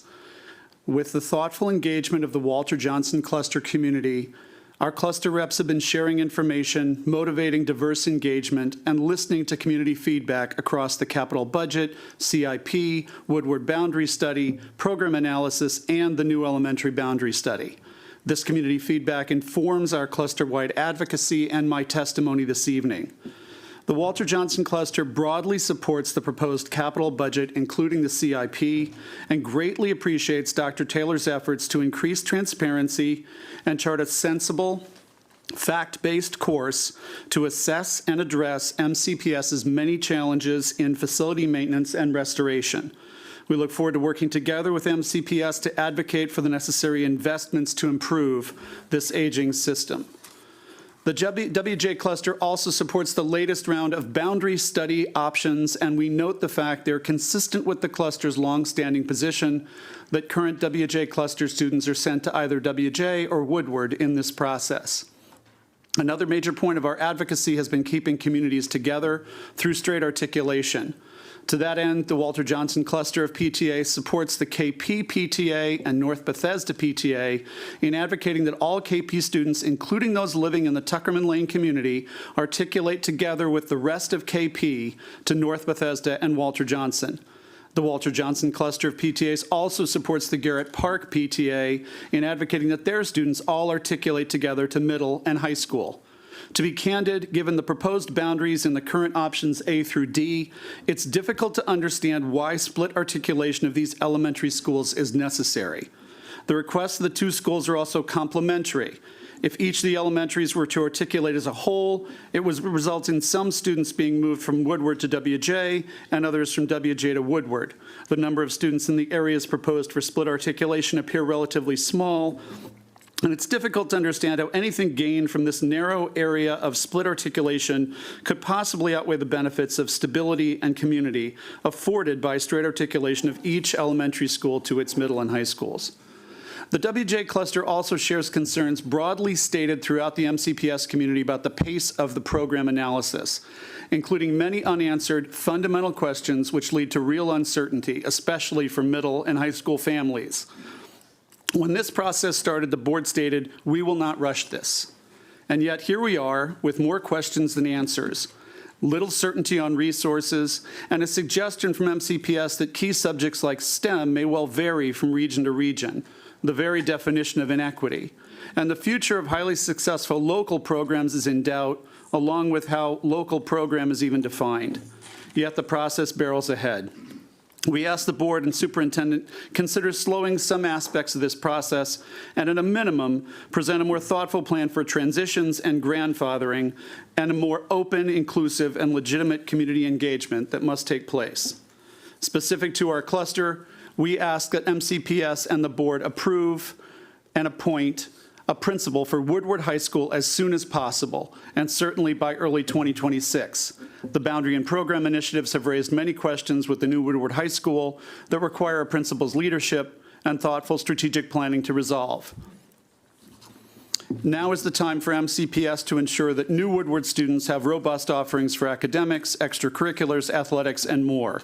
This all requires visionary leadership with sufficient time to plan a careful transition in partnership with the newly assigned school community. The WJ Cluster also supports an elementary boundary study to address serious overcapacity issues, faced particularly in the Ashburton and Farmland elementary school communities.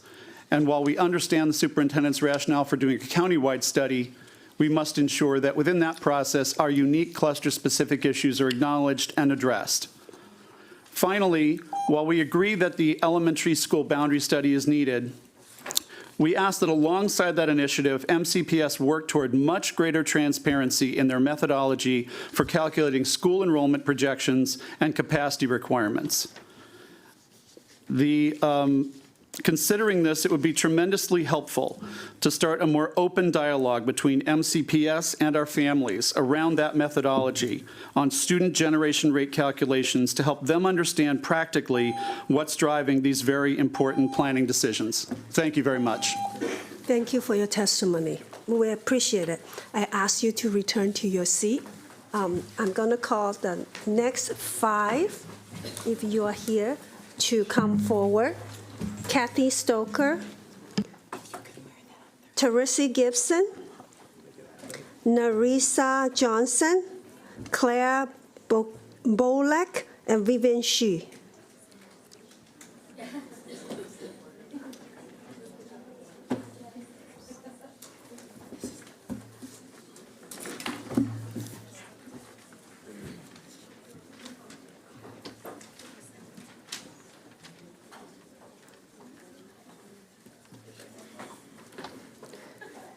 Ms. Stoker, you can proceed.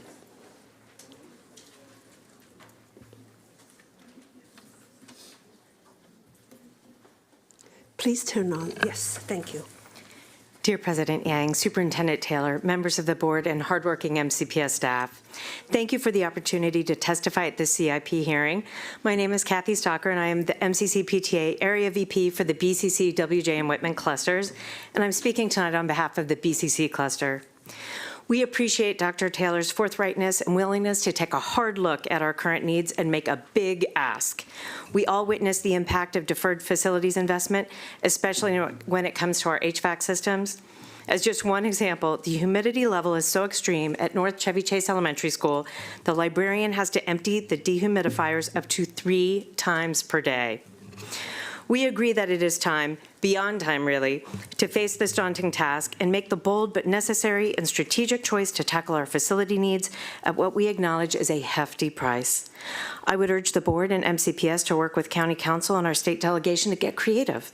At a PTA meeting with Council Member Andrew Friedson last week, I floated the idea of a special bond issue to specifically tackle the HVAC backlog.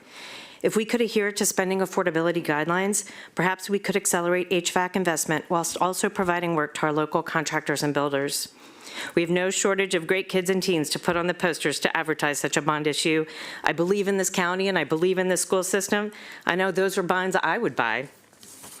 We appreciate the hard work and energy required to tackle the scale and scope of the Woodward and Crown boundary studies.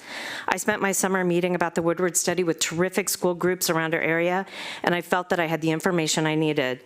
I understood the underlying assumptions and the data and the projections were clearly articulated, even if we sometimes have a bone to pick about how those projections are calculated. I also understood and communicated out the parameters as outlined in Policy FAA. I appreciated that board members and the analysts at Flow took time to understand the more eccentric artifacts in our area. For example, the paired school model that injects more split articulation in our part of the county. Our communities felt heard on this issue and others. I've participated in many boundary studies, and I have to say, from my point of view, this one exceeded my expectations in terms of organization and communication. That is why I am completely baffled as to why we are now seemingly instituting a regional program plan that confounds the data, analysis, and projections we all just absorbed and responded to on the boundary side of things. All the questions I had answered and projections I saw during the boundary analysis remain unanswered for me on the program side. Let's look at facility utilization. Will the proposed regional plan limit participation to adhere to utilization targets for which we all just gave feedback to the county? Are you assuming that all inflows to the high school will equal outflows?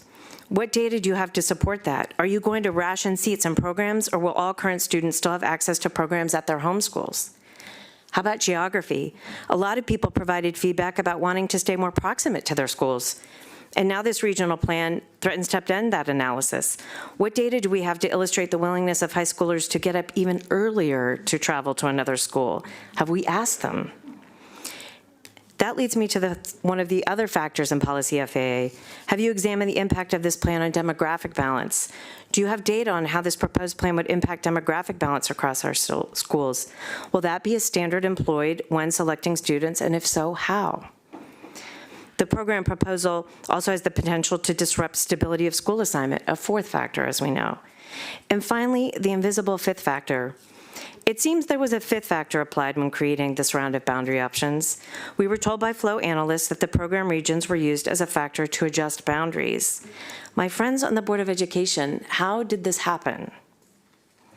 I spent my summer telling groups all over my area that only 4 factors were allowed to be used in drawing boundaries. Hearing this made me feel concerned about the integrity of the policy, and it also made me feel as if the regional program proposal is not so much a proposal, but a fait accompli. So many people have said to me, this regional program could be good, but the plan still seems half-baked. I don't think it is half-baked. I think it is not yet even defrosted. I know the intentions are well-meaning, I know that, but no one has shown us how this proposal compares to one in which we spend the transportation dollars necessitated by this plan to instead shore up and edify the fundamentals at all of our schools for all of our kids.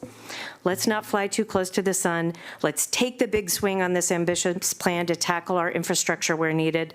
Let's work together to advocate fiercely for dollars and find the funding we need. But let's take a pause and make sure that we have a fully baked plan before we take that next big swing on programs. As always, thank you all for your service to students and families of Montgomery County. Thank you.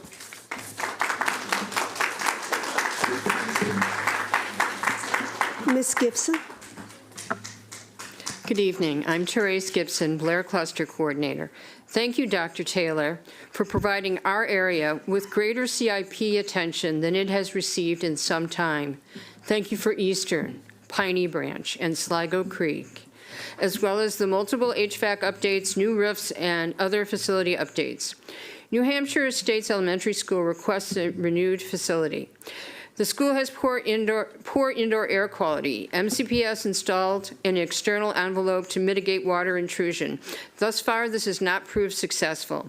The school is grateful for the proposed $2.2 million ventilation system to improve air quality in the lower level. However, moisture and mold permeate the entire building.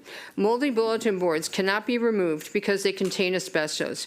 We asked for asbestos abatement to get rid of the mold. Good indoor air quality is critical for schools.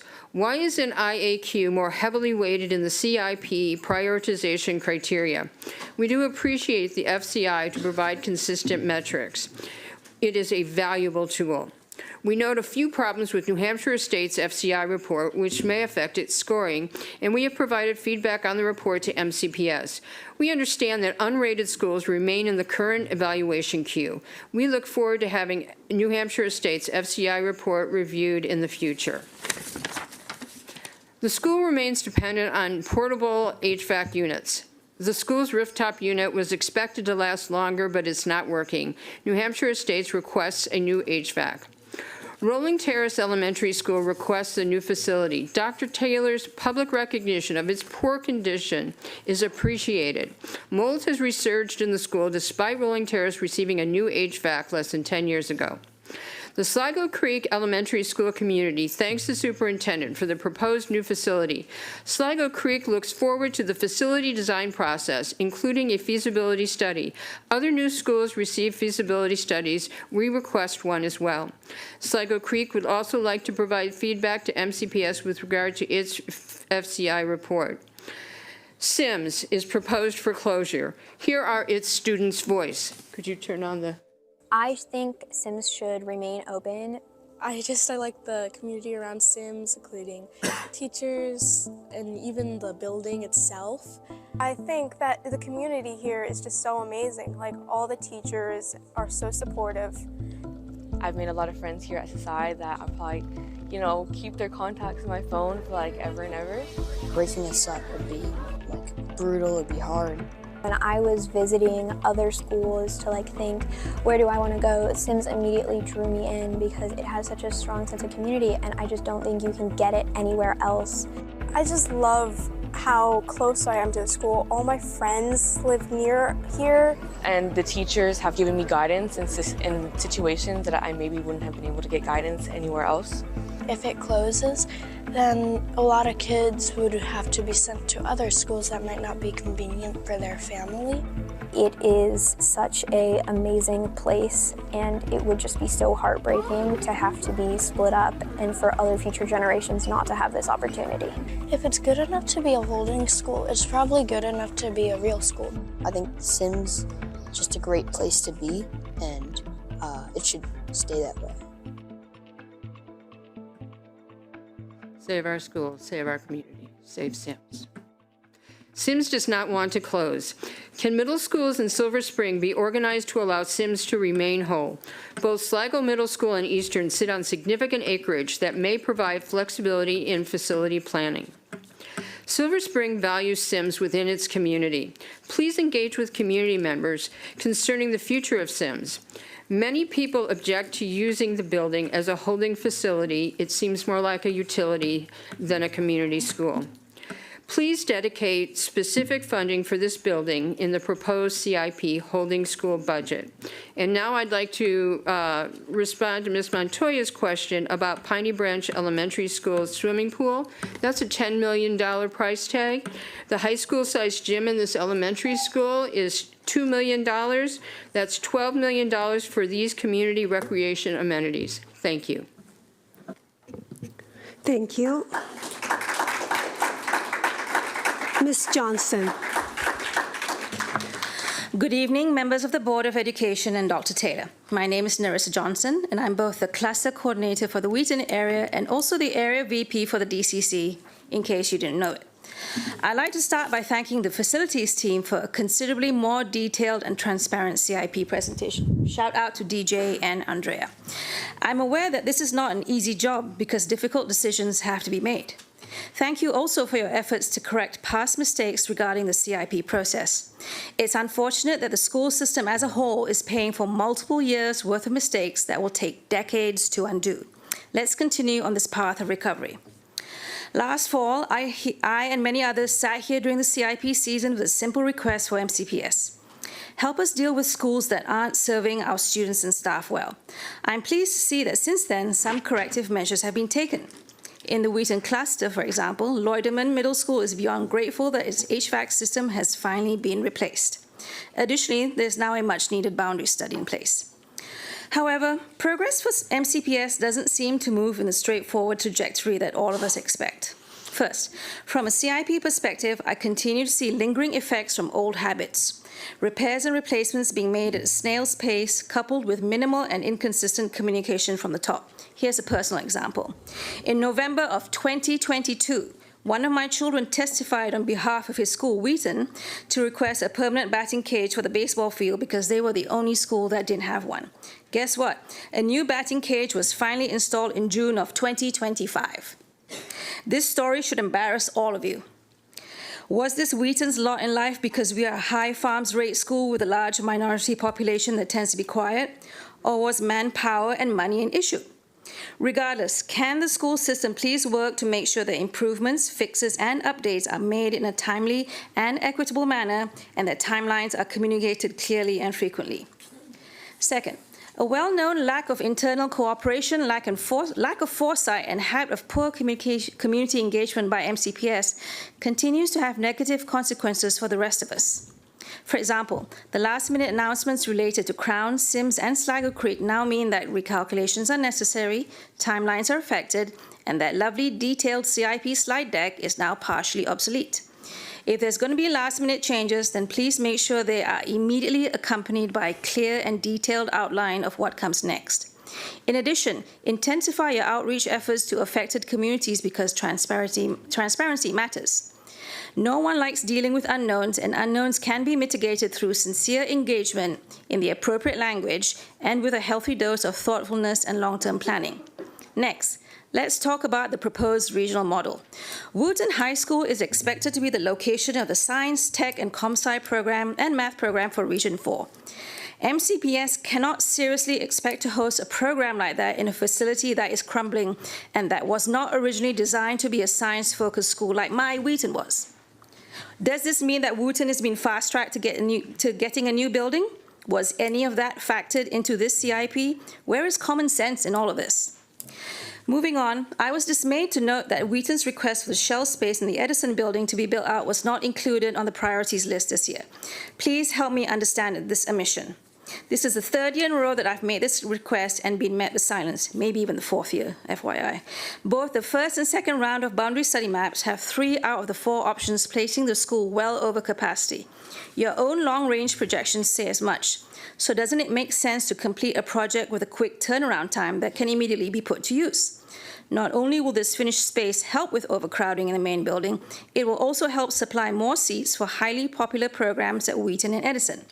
MCPS's talk of prioritizing facility utilization as it relates to programs seems incongruent with an empty shell at Edison. If you're looking for a project with a quick ROI, finishing out that shell makes the most sense. What else are we waiting for? The Tooth Fairy?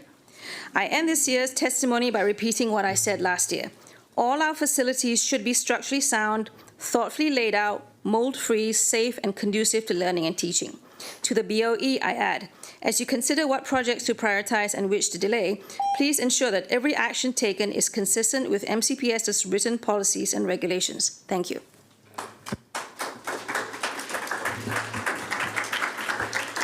Ms. Bullock. Good evening, President Yang, Dr. Taylor, and the members of the board. My name is Claire Bullock, and I'm representing the Kennedy Cluster tonight. Before I begin, I want to acknowledge that some of this testimony was written before the serious incident that occurred to Lenny Diaz at Odessa Shannon last week. My heart goes out to him and his family. Describing what advocacy feels like at the Kennedy Cluster by taking one of many storylines from K-pop Demon Hunters. In this story, Guima drains the life out of people, while the singing group Huntrix battles demons from taking the souls of their fans. This seems to be a constant effort because there are a lot of demons. Fighting demons is what it feels like in our cluster and the DCC this year. MCPS has given us unclear studies, half-explained analysis, inconsistent communication, and like WEMA, the process is slowly sucking the life out of parents, teachers, and community members who want to believe MCPS has our children's best interests at heart. We are grateful Kennedy is a standalone cluster this year, benefiting from the cross-functional teams that are seeing the many CIP issues within our cluster. We do appreciate the new lighting at Glen Allen and Kennedy, the Wellness Center, and the improved security cameras. And I want to continue to keep asking for the funding to keep these cameras operational and maintained. This is in not just Kennedy's and our Kennedy schools, but all across the county. This is a snapshot of our capital requests. Strathmore Elementary School continues to need HVAC replacement. ADA compliance problems are pervasive, and these needs have been clearly identified with this FCI score. Please make it clear to us how these scores will translate to when these capital needs will be addressed. Glen Allen Elementary Media Center swings between freezing and sweltering. Staff on the east side of the building cannot remain in classrooms at times because of the temperature fluctuation and monitoring their own health issues. Outside, there are large, dead, and dying trees that threaten the building and the daily walking path for students. This is a safety hazard that needs immediate attention. Argyle Middle School is battling mold caused by chronic HVAC failures and humidity. This is well documented and recorded in the board meeting on May 22nd, 2025 by Dr. Jennifer Todd, a parent and a public health expert. Mold in learning environments is dangerous and should not be tolerated in the year 2025. The metrics will be clear later this year for Argyle's FCI score. The question will be, will it be higher than the schools that have already been identified for renovation or rebuild? Kent Mill and Arcola, HVAC. I'm not going to waste my time on that because y'all know. Odessa Shannon, there are still unfinished shell classrooms that must be completed before boundary and program changes take effect. Odessa Shannon needs to be fully ready for students, every classroom finished and equipped and safe. Kennedy High School. Kennedy's continued HVAC, humidity issues, roof repair, mold, and plumbing problems. We are asking that the roof is completed this summer and that the concrete stairs that are deteriorating can be fixed. We continue to ask for door alarms at Kennedy High School. This is a repeated multi-year safety request that remains unmet. If the boundary program changes do take place on its current timeline, the enrollment will increase at JFK, and current plumbing configuration will not be able to keep up. We are hopeful that MCPS has learned from SIMS and to address the needs in a proactive way so that history does not repeat itself at JFK. MCPS has proposed a new biotech program at Kennedy. As of last Tuesday, the principal could not provide CIP needs tied to that program because MCPS did not have a defined curriculum to provide. So I asked ChatGPT to summarize what a high school biotech program capital needs are, and this is what it generated. I've also attached a full list to it as an appendix to my testimony. A full biotech lab feasibility assessment, space, ventilation, plumbing, and electrical load, capital funds designated for lab renovation and not repurposed general classrooms, ongoing materials, consumable budgets, trained staff, and a clear articulation pathway to higher education or industry partners so students have real next steps. We want Kennedy to be prepared and set up for success. Building a regional magnet program on top of failing infrastructure is a setup for failure and perpetuates the negative narrative of Kennedy. I would like to end by singing the song, How It's Done, Done, Done, and chanting couch, couch, couch, but I'll wait until the budget priorities align. Because right now, advocating for this cluster feels like fighting GMA, trying to keep the life in our schools while a system quietly and systematically drains it away. Thank you. Thank you. Ms. Xu. Good evening, BOE members and MCPS leaders. My name is Vivian Xu, one of Wooten cluster coordinators, and I'm speaking on behalf of the Wooten community, parents, students, and educators who have waited decades for meaningful investment in our school's future. Let's start with the hard truth first. We all know there isn't enough money to keep pace with every school's needs. We understand that. We appreciate the difficult balancing act. But from a risk management practitioner point of view, managing risk means more than acknowledging limitations. It means exercising judgment, due diligence, and due care, prioritizing the greatest needs where health, safety, and community well-being are at high risk. Wooten's facility condition index FCI data clearly shows one of the few worst ratings in the county. We are not just behind. We have fallen into critical territory. Leaks, mold, outdated HVAC systems, safety concerns, and space constraints are no longer minor inconvenience. They are health and well-being significant risks for our students and staff, which we have testified for many years. Using Crown as a holding school is a welcome proposal forward. It removes one major bottleneck, but the other one remains the lack of funding and the prioritization. The question now is not whether we can fund everything, but whether we can fund wisely. While we understand physical limitations, inaction carries its own risk. Every year of delay adds roughly 10 to 15% in escalation costs due to inflation and further deterioration. We also must be honest with ourselves. If the ultimate goal is to replace Wooten with a new building, then this plan must be clearly defined and scheduled in the CIP. Temporary fixes are not due care. They are risk deferrals. The data already shows that Wooten's infrastructure is near its functional limit. Continuing to invest in patchwork repairs is inefficient and unsustainable. We urge the board to adopt a two-tier approach. Short-term incremental improvements with quick wins, address top health and safety concerns such as HVAC, plumbing, ventilation, and ADA compliance, and long-term modernization commitment. Establish a clear time-bound plan in the CIP for Wooten's full replacement. Same approach also applies to Cold Spring in Wooten cluster. Wooten and Cold Spring are not just another school. They are the cornerstone of Montgomery County's reputation for excellence, consistently top-performing schools in the state. Families move here, they invest here because of schools like Wooten. From a fiscal perspective, this is not just an education issue, it's an investment issue.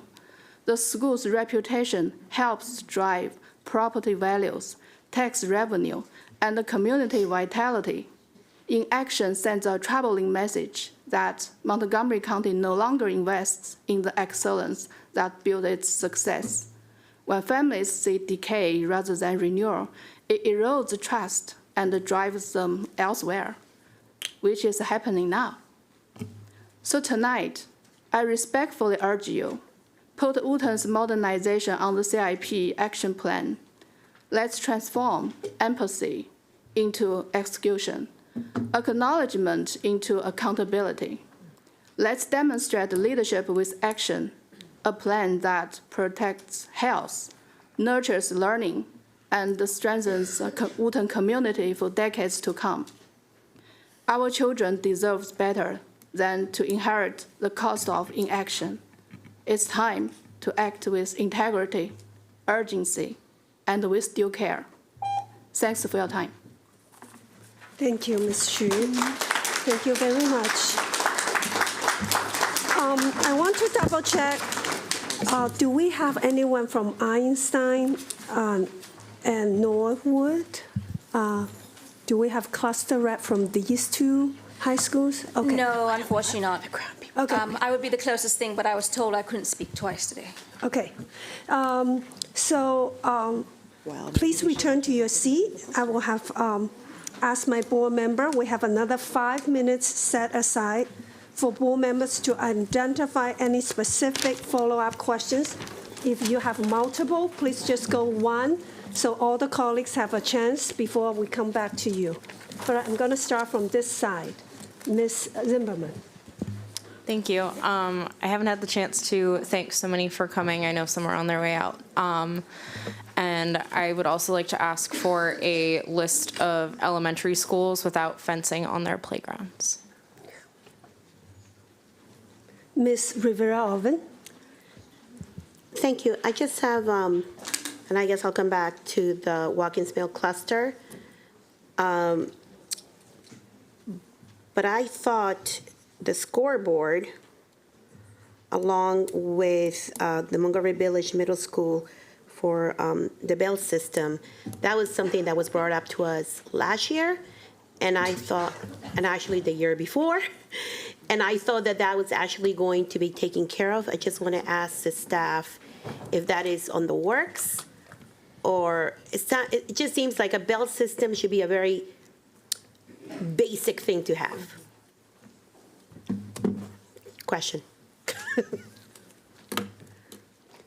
Do you want to get back, check on this and get back us? Yes, thank you. Ms. Wolf? I just have one question about Kennedy High School. I thought we were putting indoor alarms. I want to get a status on that. Yeah, we're going to talk about that a little bit next week in terms of the security PDF. All right, thank you. In the work session? Okay. Ms. Matoya? Thank you. I join Ms. Rivera-Oven and Ms. Wolf's concerns and questions. And I guess I have a kind of a larger question based on just my own observations. I'm an MCPS parent too. I go to various things, and some of our sports facilities and events look super fancy. And then I have folks coming up here from Watkins Mill. Ms. Johnson was here from the Wheaton area. There have been others where they're begging for really basic items. And there are obvious disparities in those geographic locations and communities and demographics.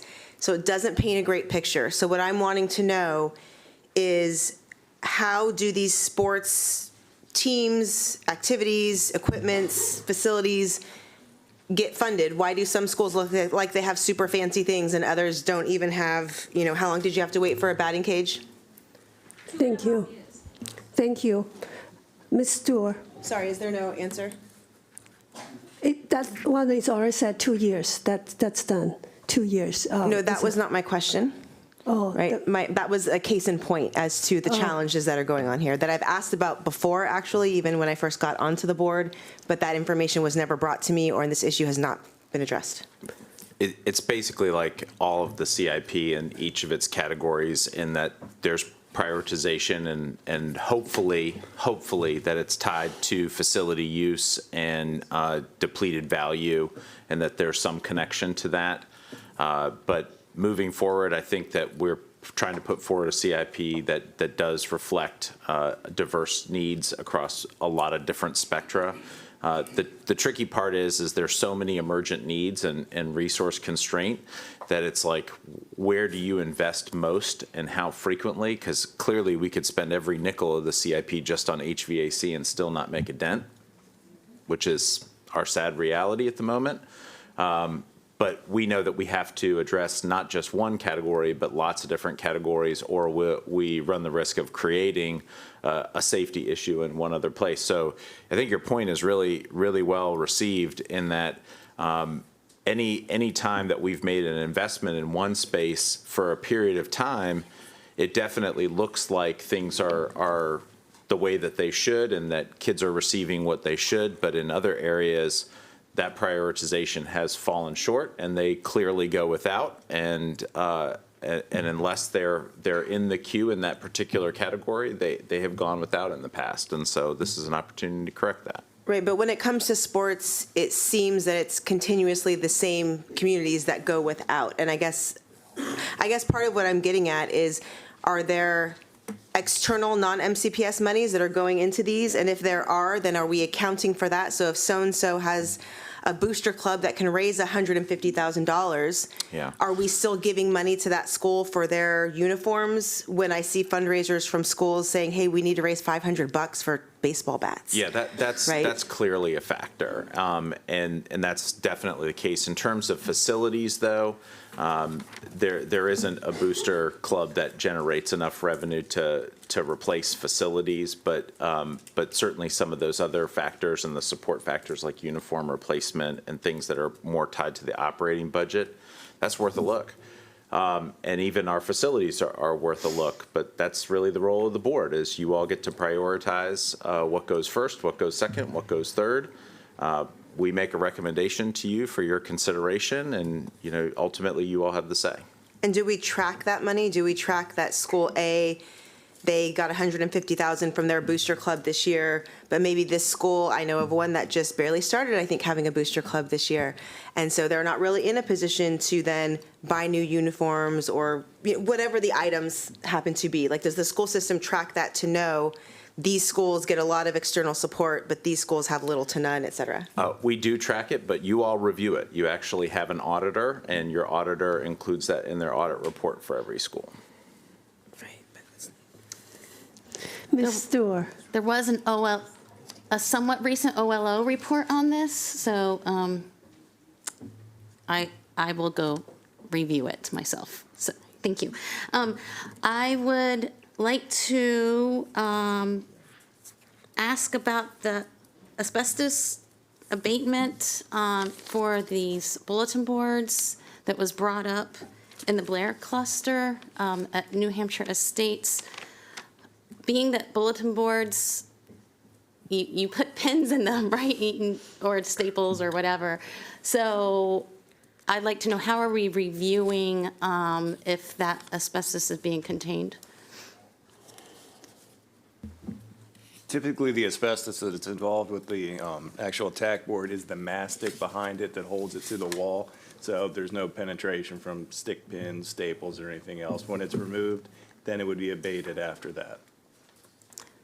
So I heard the word typically, so can we please confirm the case? Typically, if you're going to be any exposure, is when the board is removed to be thrown away, that's when any abatement process is done. There's never an exposure point during normal use. Okay. The next question I have. We'll come back to you. Hold on, because last time I kept to one, and other people had multiple questions. Yeah, I'm going to go.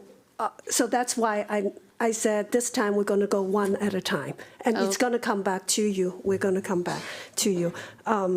Ms. Rivera-Ovens. Thank you. like to get an answer about the Harriet Tubman situation and the field.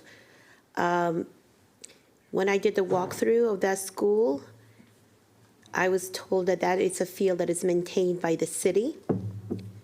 But there was really no clarity at that point who was responsible for the fencing.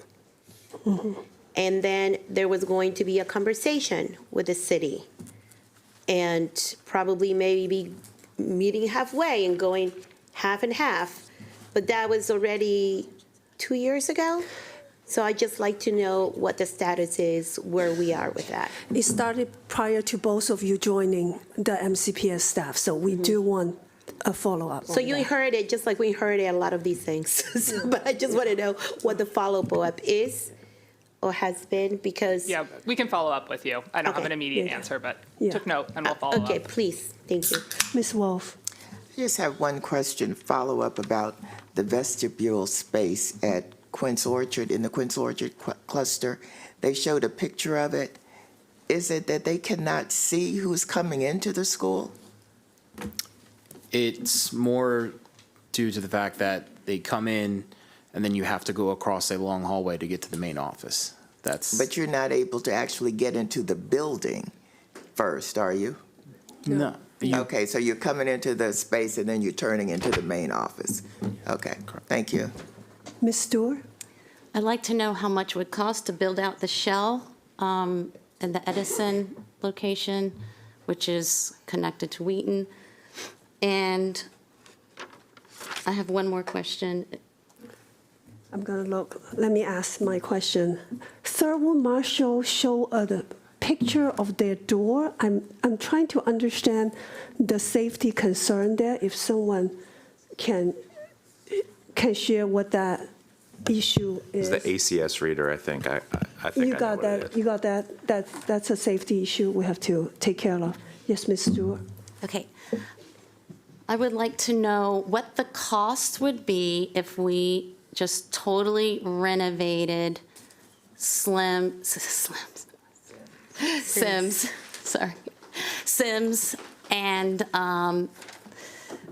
Sligo Creek Elementary. If we just did a total renovation there, what would be an estimated cost?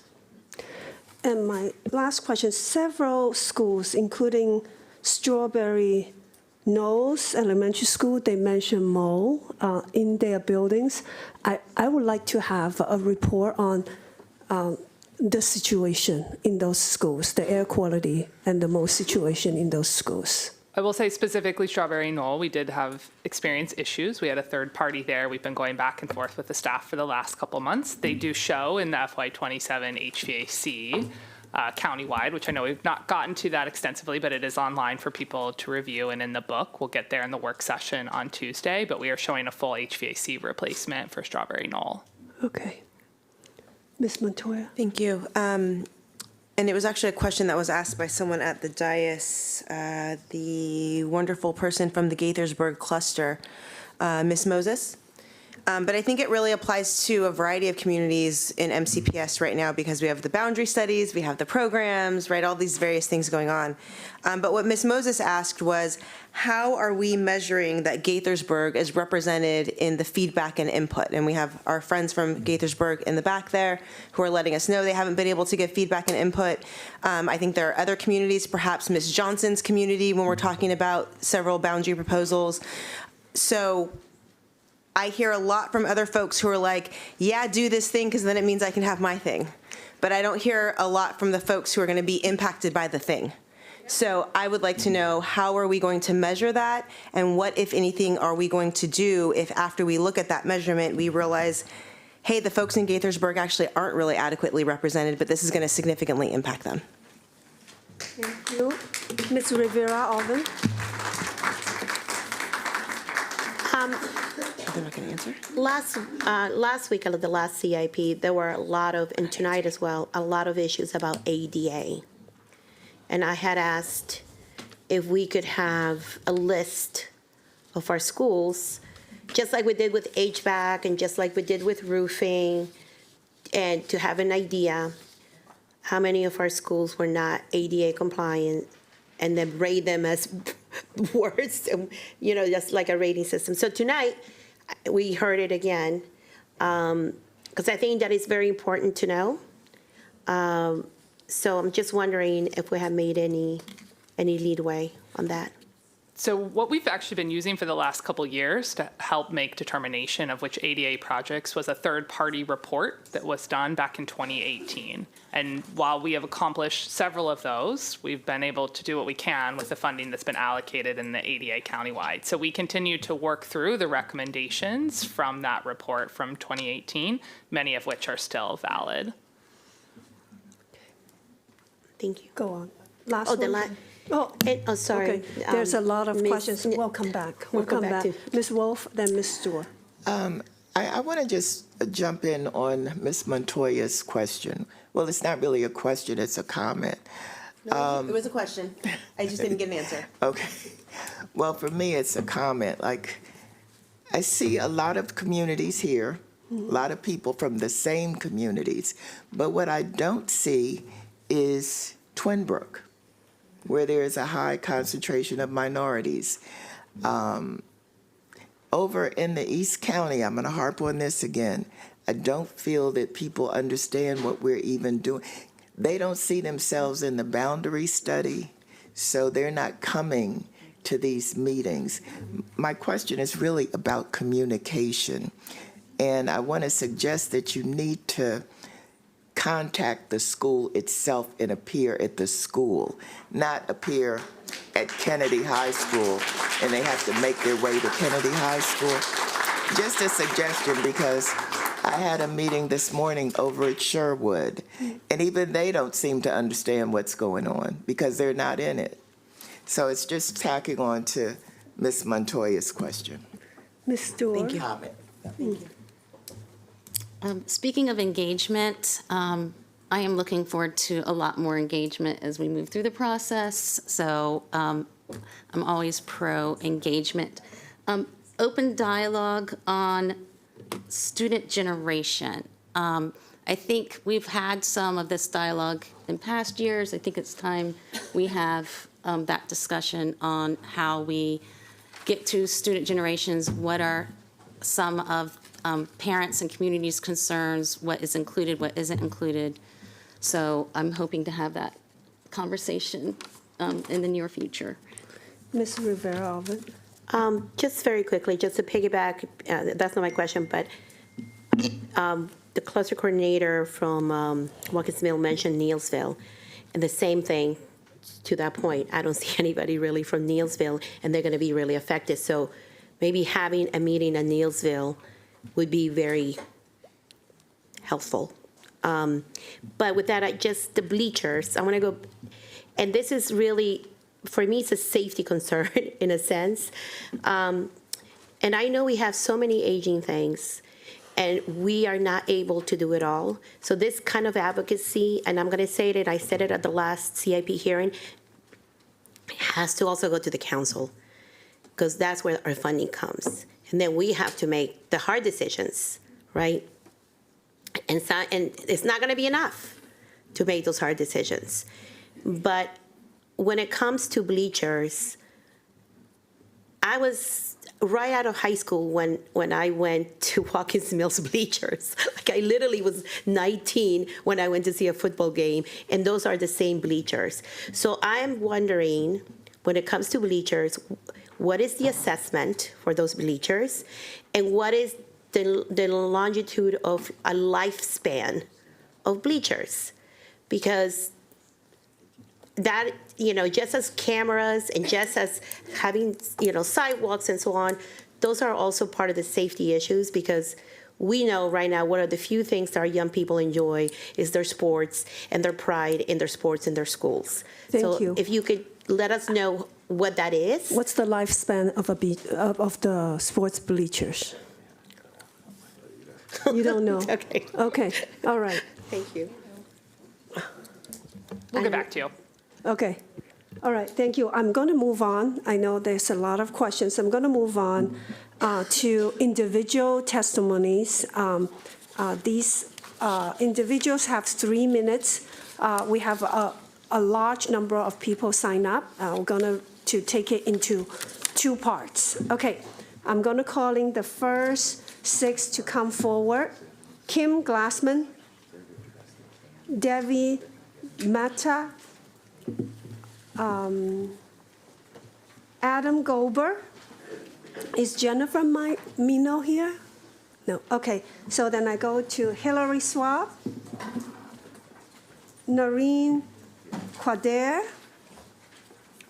and Brooke Rickett.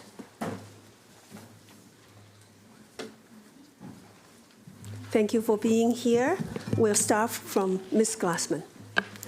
Good evening, Dr. Taylor, President Yang, and members of the board. My name is Kim Glassman. I'm the Magruder PTSA president, parent of 2 students, and a 2024 graduate. I'm a longtime PTA volunteer, having served as cluster coordinator and PTA president at Shady Grove and Flower Hill. I've been at this a very long time. For years, I've come before this board asking for follow-through on the long-promised Magruder High School renovation. After nearly a decade of delays and disappointment, I'm encouraged to see a proposal that might finally move our project forward by using Crown as a holding school. This can make Magruder's long overdue modernization possible. But we need more than just talk. We need more than the concept of a plan. We need action. The recommendation to remove out-year expenditures in the current CIP is no plan at all. In fact, there was nothing to remove in the first place. Magruder has been waiting for nearly a decade. We've been delayed twice, first to 2027, then 2029, and then removed altogether. During that time, needed repairs have not been approved because of this planned conceptual major project. Our facilities have deteriorated and are now beyond their useful life cycle. Magruder ranks as the most depleted high school according to your Facility Condition Index. We have been patient and understanding, but patience doesn't fix roofs, patch leaks, or keep the ceiling from falling during our musical, thankfully not on any audience members. It does not run the AC during exams on 90-degree days or make the parking lot ADA compliant. It doesn't stop the water from pooling after heavy rains or preventing divots from forming on our fields, which lead to ankle injuries, namely my own daughter. Lockers are broken, restroom renovations are long past due, temperatures fluctuate wildly, security camera coverage is incomplete, exterior lighting is dim and unsafe, the bleachers are falling apart, there is mold throughout the building, ceilings bubble with water, elevators and wheelchair lifts break down, and the girls' locker room is just plain gross. I invite each of you to try to make a left turn out of our parking lot during dismissal or after a nighttime event to understand the danger of the darkness of our parking lot exterior lights with our new drivers. These are not minor issues. These are urgent needs that require attention well before 2032. Using Crown as a holding school might give us a path forward, and I echo Dan's comments about engaging our community and getting community buy-in, but it's not just about a holding school. Please don't make another promise of a future plan that will just kick the can down the road or yank that football out from under us. Don't string our community along for another decade. MCPS has been talking about Magruder longer than I've been a PTA president, which is pretty remarkable. We cannot wait another decade. Now is the time to plan, fund, and finally renovate Magruder High School. Thank you. Thank you. Ms. Mata. Hi, my name is Devi Mehta. My role here today is a new PTA president at Fields Road Elementary. Before I go any further, I want to thank you all for your kindness, your smiles for our 6 students from our SGA who came and advocated earlier, so we appreciate that. Currently, I have a very academically savvy and sassy 5th grader who spoke about the bathrooms when she first came here, Dia, and a very curious and sensitive 1st grader there. We've been residents of Montgomery County for 8 years since 2016. We moved here from New York and had to make some tough choices about whether we move here or we move to North Carolina. My husband is an alum of the system, and we chose Montgomery County due to family proximity and MCPS's former reputation as being one of the best systems in the country at the time when my husband grew up here. At the time of our move, we didn't realize that this was a former reputation. Upon buying our home and realizing the state of affairs and system operations, we were frankly a bit disappointed to see and hear the limited support the school and the system was receiving at the time. We were younger then and definitely less experienced than we are now. Learning even more over time, we were enlightened that the size of the system and how resource and funding decisions were actually made was really impressive, because this is a big system that you have to manage. As our children do, we grew, and we grew to embrace the differences in what our previous experiences had been and understood how these communities were thriving together and how they were all advocating for what they were looking at. But when we started at the end of the pandemic, we saw the resources were thin, and the school did struggle with a lot of things, and they came last year and advocated for a few things, so we appreciate that you all did honor some of our requests. Last year, we had a new principal join our school, Dr. Joshua Williams, who has been a light and a joy to the school and changing the positive environment that the school really needed. So you met our students earlier. They advocated for playgrounds, bathrooms, painting, cafeteria upgrades, and a bit of a facelift. They made their cases, and just you see the passion that these students have as an SGA to make their school a better and more inviting place. They spoke for themselves, but I'm here to speak on behalf of our teachers too. Our teachers who've been at the school and the new teachers that have come in are a joy, but just like other employees of other organizations, they burn out. You feel the turnover, right? And we feel that we also need to give our teachers a warm and welcoming space to thrive and grow in. So we would like to ask for an updated and refreshed school with the simple things like those paint jobs. And you'll hear from other folks on my PTA board in a few minutes. But thank you for the time. I just wanted to double down on what we're here representing. Thanks. Thank you. Mr. Goldberg. Good evening. My name is Adam Goldberg, and I'm a proud father of 2 children at Cold Spring Elementary School, a first grader and a third grader. I also serve on the Cold Spring PTA board as the MCC PTA rep. I want to start out by thanking all of you for your public service. I know the jobs that you have before you are not easy. There are finite resources, and people usually come here to complain about something.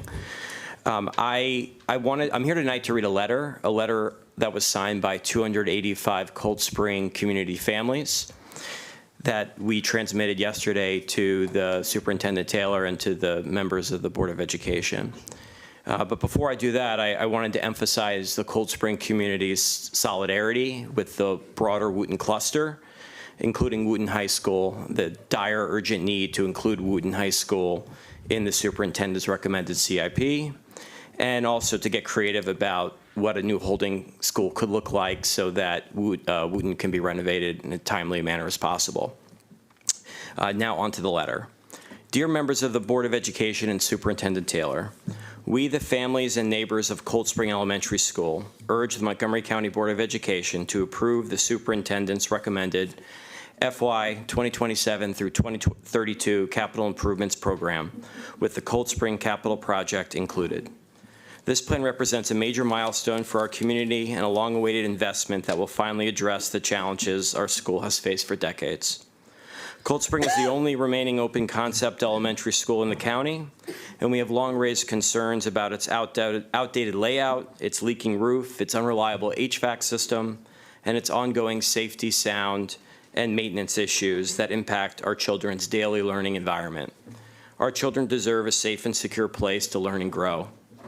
As part of the plan replacement, Cold Spring students would be placed in a holding school for 2 years while construction is underway. Our community understands that this temporary transition is necessary and remains committed to ensuring continuity in our students' education.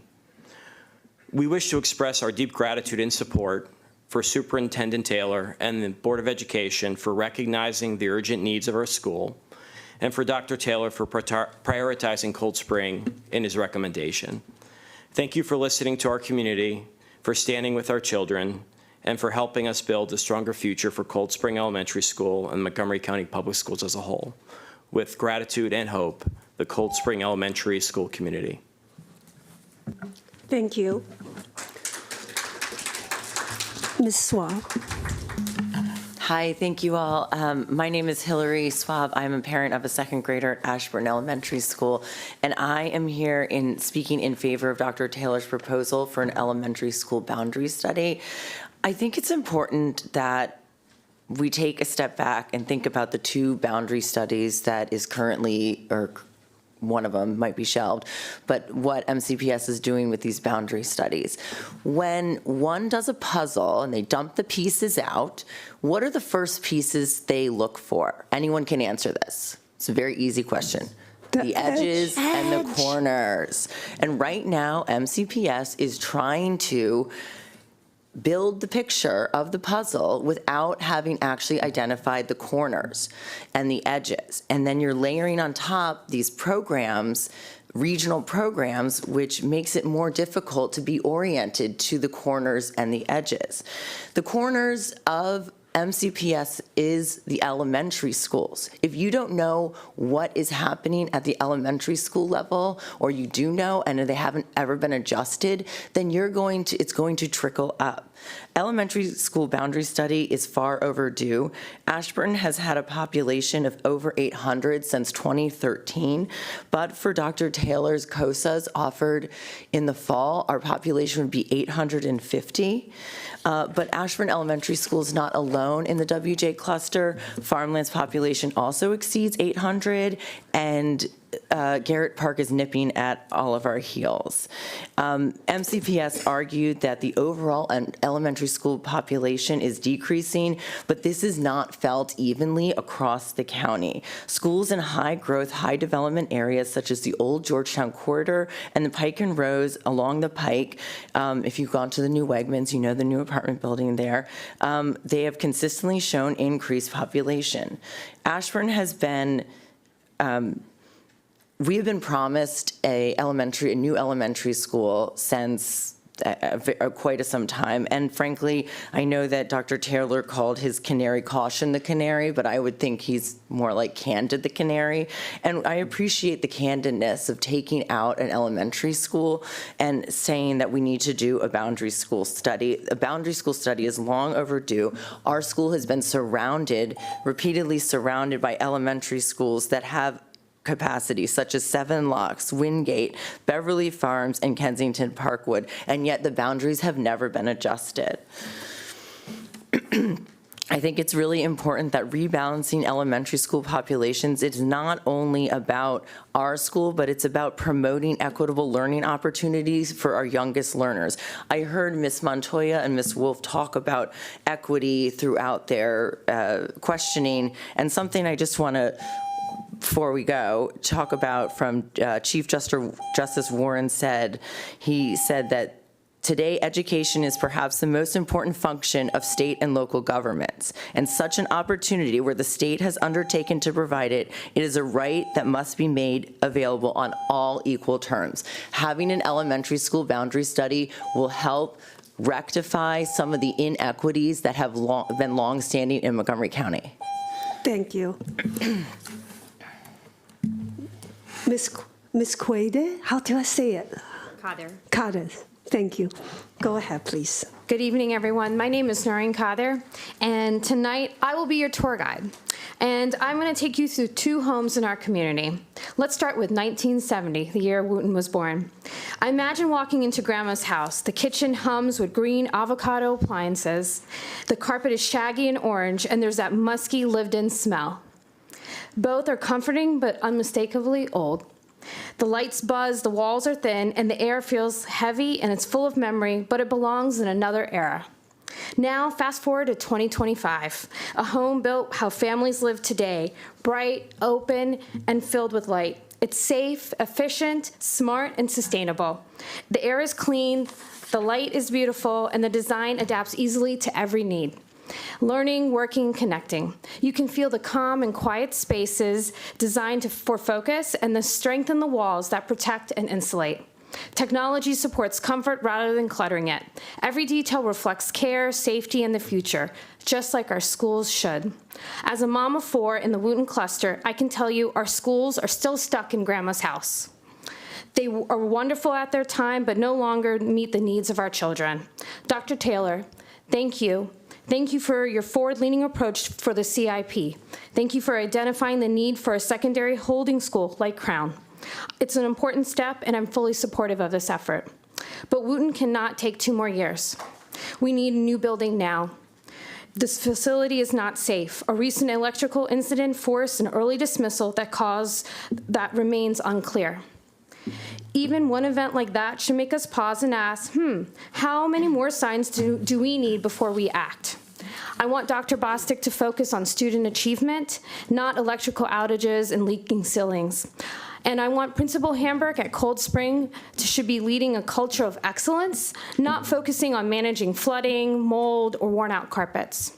Thank you for adding Cold Spring to the CIP. Please make the funding a priority and accelerate the timeline.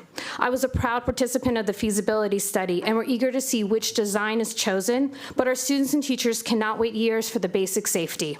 Right now, Cold Spring classrooms have no walls at all, just open spaces where noise travels freely from one class to the next. We urgently need proper walls, doors, and HVACs to provide a safe and focused learning environment. In the meantime, we ask a full-time security assistant on site throughout the entire school day to help keep our schools safe. From 7:45 to 3:25, my 4 children and thousands of others learn, grow, and dream inside these school walls. You hold their safety and their future in your hands. Please give their schools that can be built for today and for tomorrow, not from yesterday, not from Grandma's house. Thank you, Dr. Taylor and Ms. Wang, for visiting our schools. We appreciate it, and I urge every board member to take the time to visit. Let's stop patching for the past and start building for the future. Thank you. Thank you. Ms. Raha? Rickett. I'm sorry, I skipped one. Good evening. My name is Brooke Rickett, and I'm the PTA president at Cold Spring Elementary School and a mom of 4 children, all at Cold Spring this year in 5th, 4th, 2nd, and kindergarten. I want to emphasize the Cold Spring community's continued support for including Wooten High School in the superintendent's recommended capital improvements program and using the new Crown High School as a holding school while Wooten and others are rebuilt. Thank you, Dr. Taylor, for recognizing our school's urgent needs and recommending Cold Spring as a new capital project in your recommended CIP. We are deeply grateful for your leadership and vision. This is my first time testifying, but I stand here on behalf of a community that has been showing up for more than a decade. Cold Spring parents, staff, and Wooten cluster leaders have spoken before this board time and again about our school's urgent facility needs. We've celebrated moments when Cold Spring was included in the CIP only to see funding later withdrawn. We are asking you to make this time different, to follow through, fully fund the project, and see it to completion. I know the budget is tight and hard decisions must be made, but let me remind you why Cold Spring must be rebuilt. Cold Spring is the last open concept school in the county. Most people can't picture what that means. It means no doors and no walls separating classrooms. The result is constant noise distractions and serious safety concerns. Our school is loud, making it difficult for students to focus, process information, or engage deeply in learning. Beyond the daily learning challenges, this also creates serious safety concerns. During safety drills, many students must move across open public areas to reach secure spaces in the building. The staff has done everything possible to adapt, but you simply can't fix a structural problem without the walls and doors. With their new recommended CIP, our community finally has hope that Cold Spring will be rebuilt by 2032, but that's still several years away. In the meantime, our students and staff continue to learn and work each day in a building that was never designed for modern safety standards. Given our open space layout, additional measures are urgently needed to protect and support everyone in the building.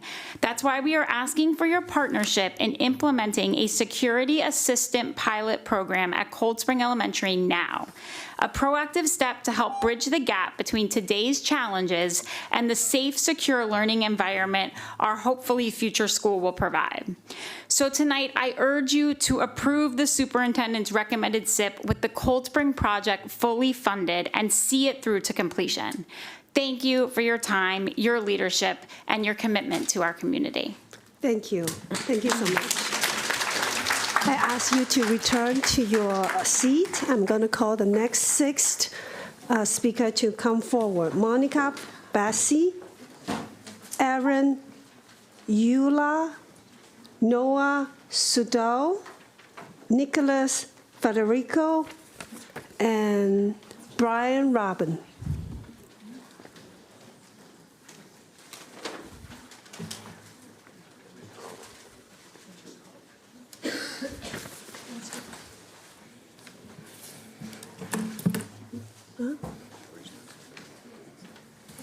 Yeah. Yeah. Okay, so Monica? No, not here? Hello? Hello? Can you hear me? Oh, you are Monica, right there. Good evening, and thank you she's for here? this opportunity. My name is Monica Bassi, and both of my kids attend Fields Road Elementary School. I have a 4th grader, Xenia, who you heard speak earlier, and a fresh kindergartner. When our kids were younger, we considered sending them to private school because Fields Road Elementary looked like my elementary school from the 1980s. Nothing about it looked modern. But we chose to send them there because I believed the school had potential, and I was right. But I'm here to talk to you about 2 changes that could drastically improve the school experience for all who go there. For those who don't know, Fields Road was built in 1973. It's a foundational institution in our community and the pride of all children who are lucky enough to walk its hallways. Hallways that are peppered with kindergarten art and essays about the importance of national holidays.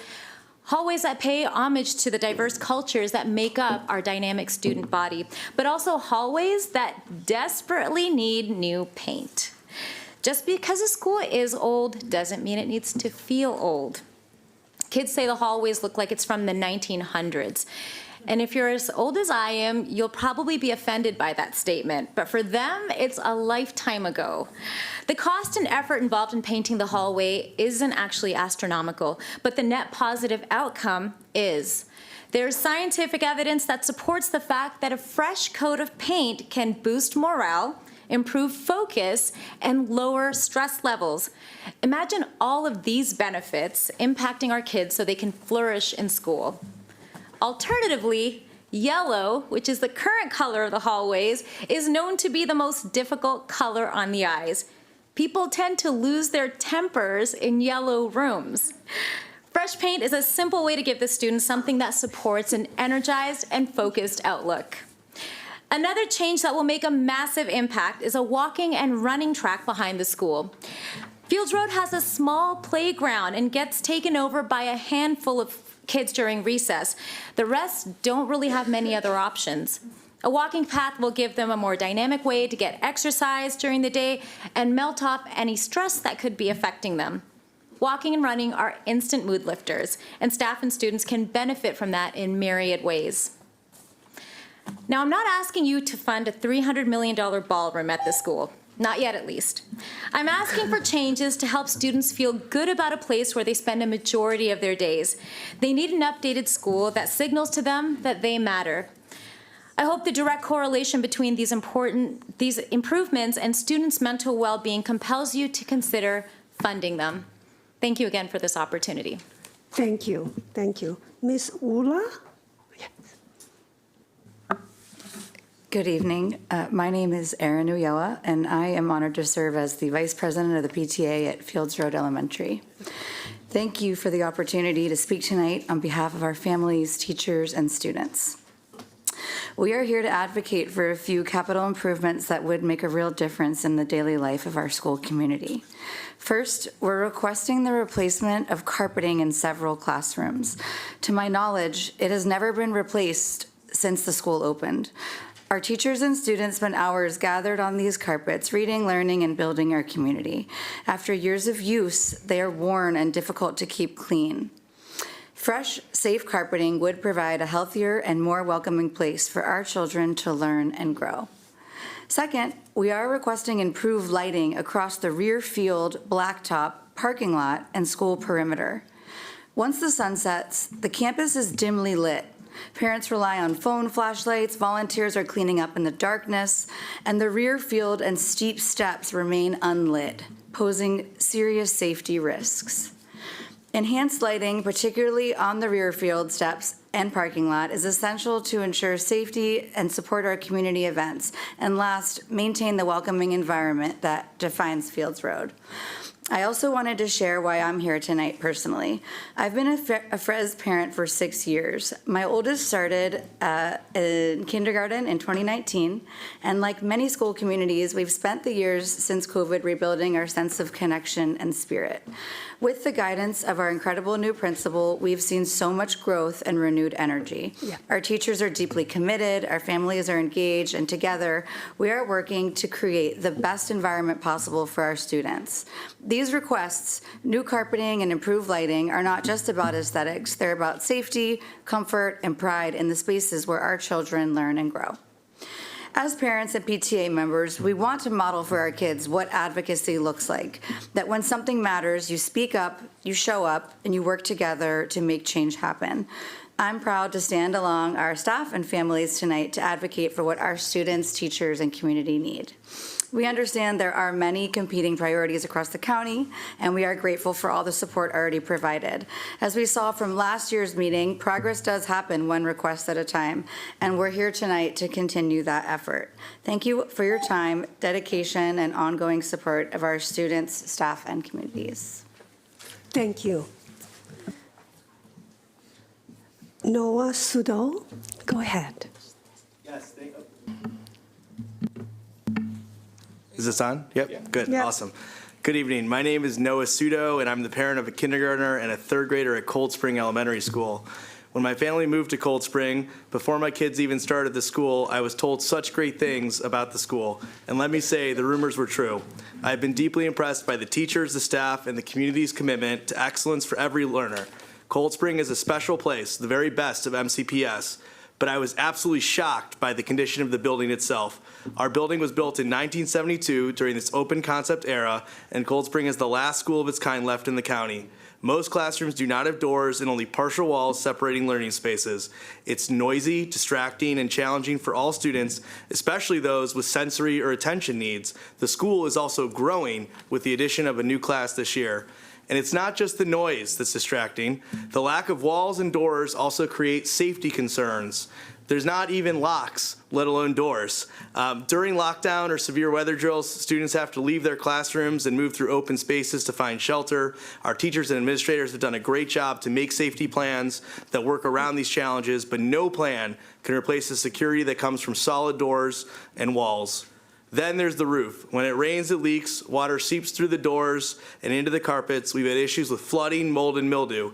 We appreciate the tangible steps that the county has taken to replace carpet and address a rusty storage unit, but these small one-off fixes can only go so far.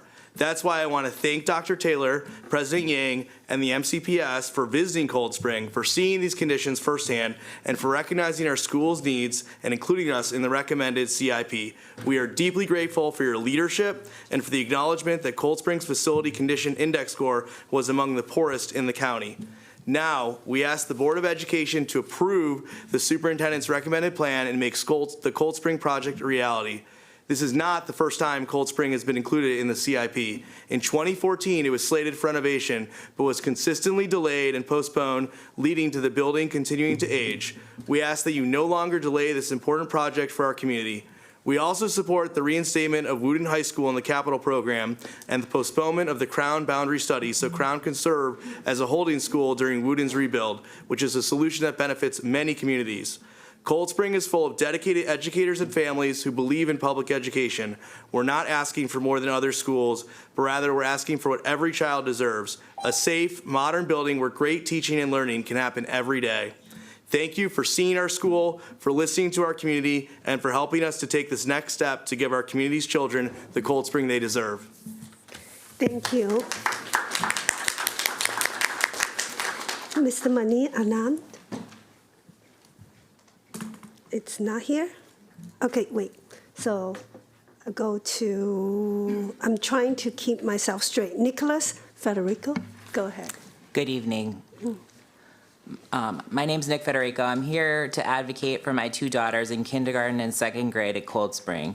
I'm also here to advocate for Wooten, which my children will attend in the future. Thank you for the opportunity to testify again today for the dire needs of Cold Spring and Wooten to be placed on the upcoming CIP, but also funded with a projected construction date. As you may know, Cold Spring was built in 1972 and is the only remaining open concept school. In addition to distractions and noise issues, the open concept also poses serious security concerns for our children because there are no walls and no doors. There's makeshift walls with furniture. One particularly upsetting anecdote, my kindergartner came home and told me that they had to learn how to hide in closets as part of a drill since there weren't any locking doors during a safety drill. Additionally, because of this layout, we asked the board today to provide funding for a safety officer position at Cold Spring, since any new school would be years away. Cold Spring has never received a major renovation since it opened, and unsurprisingly is in dire need of a number of items which you've heard about repeatedly today and previously in many different testimonies. From leaks, mold, water issues, HVAC issues. Originally, Cold Spring was on the 2014 CIP and was slated for a renovation which was supposed to be completed in 2019. While we're grateful for the recent renewed attention the board has given to Cold Spring and that the feasibility study this past August was funded and implemented, we still have reasons to be concerned. Funds have yet to be approved, the board hasn't selected a renovation choice, and there isn't a construction timeline. And we've been down this road before. We had a 2015 feasibility study that didn't result in any action. I understand MCPS has to make difficult decisions with respect to our aging school infrastructure, but Cold Spring and Wooten have been pushed to the bottom of CIP priorities for far too long. Cold Spring was promised a new school over a decade ago, and all of the maintenance issues have continued to accumulate since they thought they were going to be building a new school. Since at least 2014, Cold Springs Place has been repeatedly delayed. We're the last Potomac Elementary School to not receive a renovation. The new FCI framework, we're grateful that it appears to recognize that our facility is in terrible condition. However, it doesn't address the serious security concerns and sound issues that we've talked about with you many times. The scoring does not reflect the security issues or the sound issues. We're still not at the top of the list. Regardless of the metrics, Cold Spring and Wooten need to be on the list and need a construction timeline and actual funding provided. Thank you so much. We can't play around with TBD construction dates and budgetary accounting tricks. We've waited too long. Our children deserve better. Thank you. Thank you. Brian Rabin. Good evening. My name is Brian Rabin, Wooten PTSA president. We were disappointed tonight that Wooten SGA was not able to testify. For many years, the Wooten community has advocated tirelessly for long overdue renovations to Wooten High School, which opened in 1970, 55 years ago, and has never undergone a major renovation.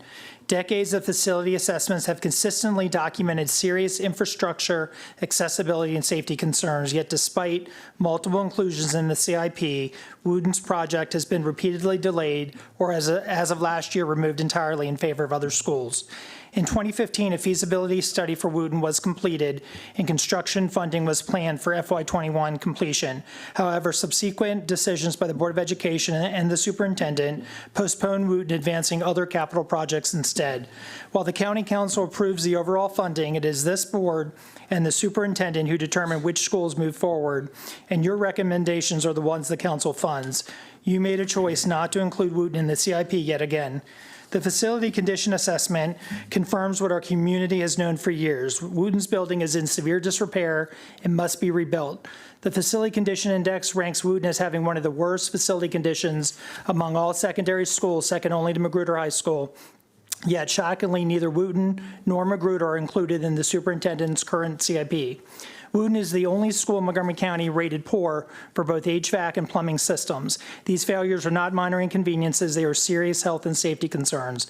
Additionally, the main electrical switchboards, panels, and transformers are all recommended for near-term replacement. Frequent power outages have forced early dismissals, and a recent explosion at a nearby home due to a power surge underscores the risk of outdated electrical infrastructure.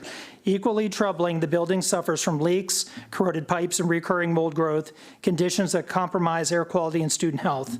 The facility condition index does not adequately account for these high-risk systems that directly impact health and safety. It is unacceptable that students and staff continue to learn and work in an environment with mold, poor ventilation, and unsafe science equipment. These conditions reflect systemic neglect that can no longer be ignored. We strongly support the use of Crown High School as a secondary holding school, which would enable major capital projects like Wooten's to move forward. We urge the board to add Wooten High School to the recommended CIP with planning funds in the current cycle and then add construction funding in the next cycle. We urge the board to provide independent air quality testing and mold remediation. We want to know the plan for replacing the failing HVAC, electrical, and plumbing systems within the next 1 to 3 years per the facility condition assessment. Repair unsafe restrooms and repair outdated science equipment. Our infrastructure is crumbling and sprinkles will not work. Finally, we appreciate that Cold Spring Elementary remains on track for a full rebuild by August 2031, and we urge the board to keep that commitment. The condition of Wooten High School demands immediate action. Our students and staff are learning and working in an environment that is unhealthy, unsafe, and inequitable. Thank you. Thank you. We're going to, we have 5 minutes for board members to ask questions. Going to one question at a time, please. I'm going to start with Ms. Stewart. Yes, I think I've mentioned this before, but when we look at these indexes and these rankings, how does air quality rank in this? I'm still not totally clear. Hopefully you'll be more clear during the work session on Tuesday, where we give a little more breakdown of the different criteria. So it's must-see TV on Tuesday. Yep. Yes, because I think a lot of what we hear about today is about air quality, so I appreciate that. Thank you. Thank you for going straight to the question. Ms. Matoya. Thank you. Does the CIP prioritization ranking, and I think what I'm looking at is this kind of table that we had at the last presentation, which should be on board docs for the community to access. Does that ranking consider projected enrollment at those schools? So for example, Eastern's just happens to be on top. Are we looking at in 5 and 10 years, will the enrollment be increasing, declining, et cetera? Is that a factor in how these are ranked? Utilization was considered, but it was based on the current utilization.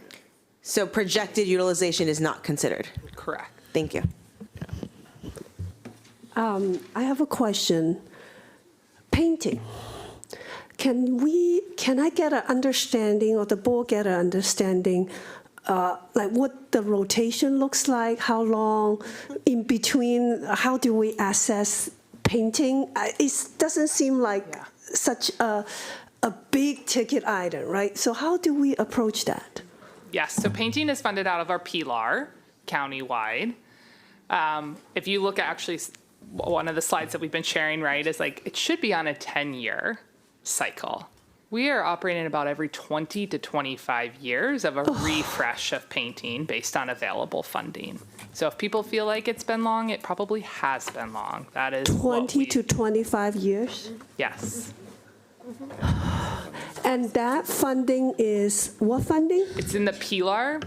Okay, you're going to have to explain what PLAR is. Yeah, please explain. Planned, I'm sorry, I always get the acronym wrong, and I'm going to pull it up. Planned, you want to do it? Planned life cycle asset replacement. Thank you. Okay, so that is in CIP. Yes, and painting isn't. But the allocation is so small that it takes 20 years for a school to get painted. Okay. Yes, Ms. Rivera-Alvin. I'm stressed. Actually, let me just add one piece to that. It's not that it was small. It was funded at a certain level at a moment in time, and then it hasn't really changed. Mm-hmm. And so one of the challenges with our capital improvement programming is that we're funded at roughly the same level that we were 15 years ago, without a lot of change, and a lot has changed in the last 15 years. We have much bigger square footage to cover. We have more square footage to cover, we have more buildings to manage, and we also are dealing with inflation and cost escalation. The inflationary factor alone should be justified of increasing a lot of expenses to match that. But then the cost escalation of just doing even basic work and construction work has gone up over 42% in just the past six years. So over the past 15 years, It's been much more substantial than that. And this is included in the FY27 exhibits that are online. Like, this is also not just a $10,000. We have in there for the FY27 2 high schools, little over $1 million, and on average, we're seeing about $200,000 per elementary school. So it is a significant item for painting. So, Can the school ever jump in front of the line if the deterioration is more severe? So We are you do- constantly reassessing to make sure we have the right upcoming list of schools. Okay. Thank you, Ms. Rivera. that was going to be my question was, and actually, Dr. Taylor, you just kind of answered it, was what is the cost just for painting for like elementary, middle, and high school? And the formulas that we have been using are very antiquated for some of this, that, yes, we have allocations for it, but the allocation that it was, that it was enough 15, 20 years ago, probably is not even a quarter of what we can fix today. So just anecdotal, my kids went to Washington Grove Elementary, which is where I went to school. And we actually, the neighbors, our PTA, we actually, in the summer, we went and we painted the school. Because I don't know what mom, I think she was from Fields Elementary School. It does make a difference when, and even for adults, when you walk into a place that is nicely painted and is nicely kept, and we have amazing people in our school systems who keep the floors clean, who do miracles with some of these buildings, but it does make a difference. And I know a couple principals who have done it, who have gone painted their schools in Montgomery Village. Is there a question? So my question is, how are we making priorities? So it takes 20 years. Well, do we have schools who have not been painted in 25 years? Do we have schools that haven't painted in 28 years? Like, how are we, just like we do with HVAC and with roofing, how are we also ranking that? Yes, so those are done on an individual basis. Yes, we do have the list of schools, and we know how long it's been since a school has been painted, and our team is out assessing. If we have 15 to 20 that we are looking at, we will go back out and walk and make sure we are selecting the one that looks the most deteriorated. Okay. We do the same thing with like a gym floor refinishing based on year, and then we will assess and walk those. Can you please go out and evaluate Fields Road? Thank you. Ms. Stewart? Yes, I just wanted to give thanks for the testimony from Magruder High School. I'm looking at the Everfarms rate, which is actually tells the bigger story at high schools because we have drop-off in farms, and it's at 62.6% Everfarms. And I do know that when you have a higher level of need and poverty and you're not quite as close to Rockville, it's difficult to get a room full of people to hear and 50 signs. So if you look at the data, Magruder definitely rises to the top of need. So I just wanted to point out that just because we don't have the full community that shows up for certain schools doesn't mean that their need is any less. Thank you. And in that vein, I can appreciate Ms. Yang asking for an evaluation for Fields Road. I appreciate everyone who came to advocate for your school. This is where I start to get a little worried, though, that we're only paying attention to the folks that can have the privilege to be here, because it is a privilege to be able to be here for a variety of different reasons. And so where can the community find the list or the prioritization of list of things like painting? How do I know where my school lands?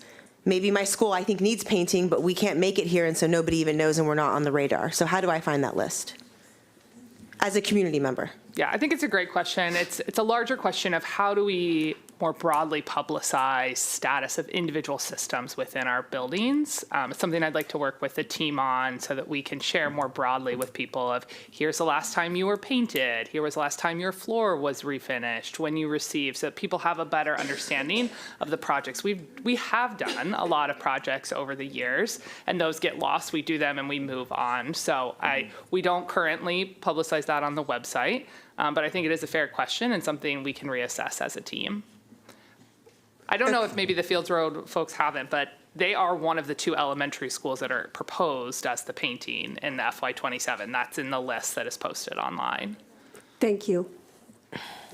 I'm going to go to the next set of parents to come forward. Ashi Mayer, Caris, let me find you. Caris Bernardis Cobo, Rebecca Jacobs, Daniel Press, Junhua Liu, Aaron Clegg, Melissa McKenna.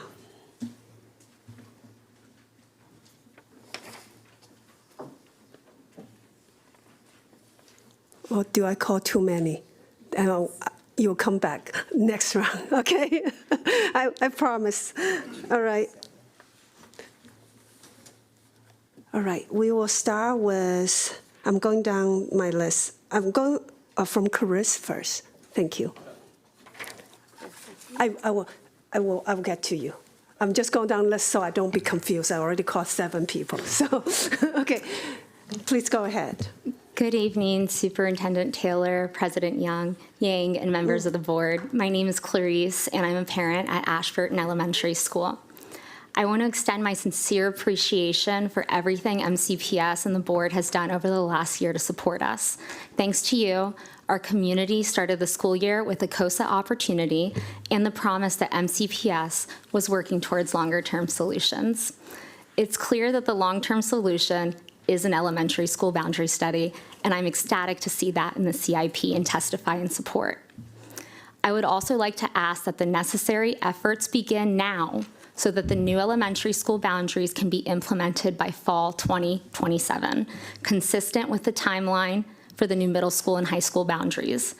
I understand a great deal of work has gone into the current middle school and high school studies, and I commend Mr. Mamoon for the tremendous efforts. However, these proposals are based on elementary school boundaries we have today. And the future elementary school boundary study will, of course, change the composition of these schools, and therefore the geography, demographics, stability, and facility utilization that the current proposals are based on.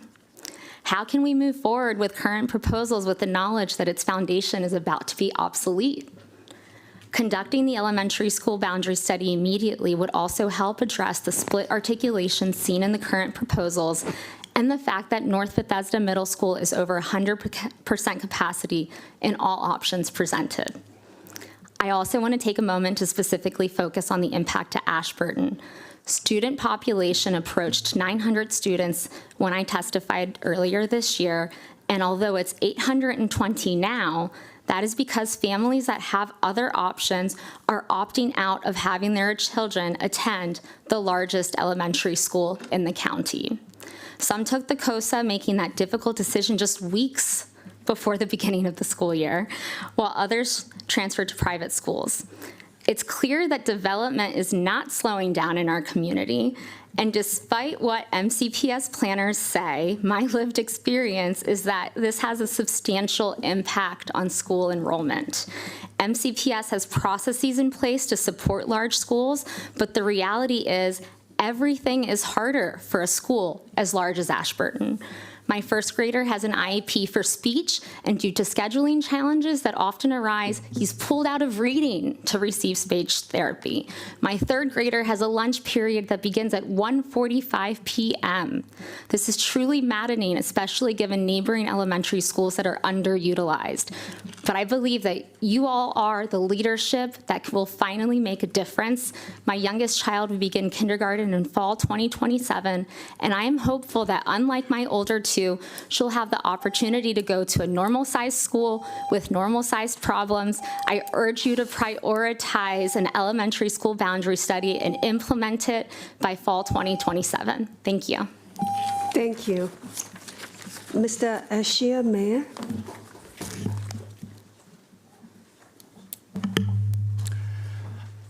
Good evening, everyone. My name is Ashish Meyer.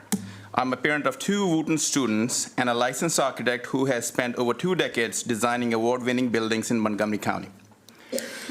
When we go out for our drives as a family, I'll show off my kids all the buildings that I have designed, and I'll brag about all the awards that they have won. So this time, my daughter, in return, during back-to-school night, walked me through the hallways of Wooten and said, "Let me show you what I have got." To say I am embarrassed in an understatement. I will not sound like a broken record on all the things that are in desperate need of replacement at Wooten, as it is already been eloquently put by council member Mr. Grack and other parents from Wooten before me. When I hear all these kids coming up and demanding dignity, I am forced to ask you all a question. What, how, and when will this panel give these kids a dignity as well as a safe and healthy school countywide that they deserve? With all due respect for this incredibly difficult job you are doing, I ask you, when you go back home tonight, I want each one of you to look at the mirror and ask yourself a question. Are we doing enough? At this dais, you are sitting to not just do a job. It is a responsibility you have taken to ensure each kid in the county gets a healthy and safe academic environment. As an architect, I can suggest many practical ways you can make your CIP budget go farther. Send out an RFP to replace all HVACs countywide. Get value for economy of scale. Do the same for chillers and water heaters. Add a line item in your RFP specific to all bathrooms to be replaced countywide again, with new fixtures and finishes for every school, it be elementary, middle, or high school. Dig deeper. Demand for more money in your CIP budget. Go back to the governor, ask for the money you want and we deserve. Ensure no school that has needs is left out. And by that, I mean every elementary, every middle, and every high school, including my kids' school, Wooten High School. I'll be doing a disservice to this community, and more importantly, to my kids, if I don't fight for what they need and what they deserve.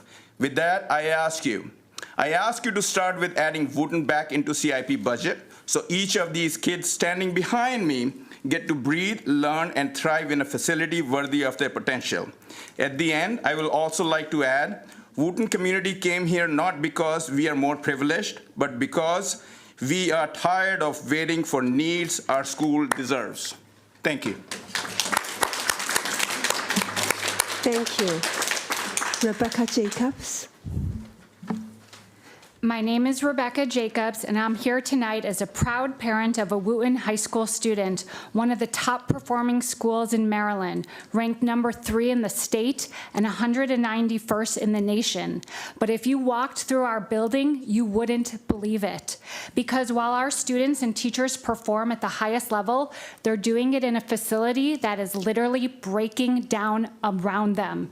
In my 25 years of teaching in the Bronx, Los Angeles, Anacostia, and Chicago, I have had the privilege of serving communities with significant strengths and challenges, but not one had a school facility in worse condition than Wooten. Wooten was built in 1970 and has a facility condition index of 0.62, meaning the building shows serious signs of failure. The brick walls are cracked and crumbling. The cooling tower is corroded and leaking. The pipes from the 1970s are bursting and rusting, leading to moisture problems and mold. The electrical systems are corroded, ceilings are stained, and restrooms flood. Just recently, the electricity went out, not only during an AP test, but recently, sending every student home, and still, no one knows why.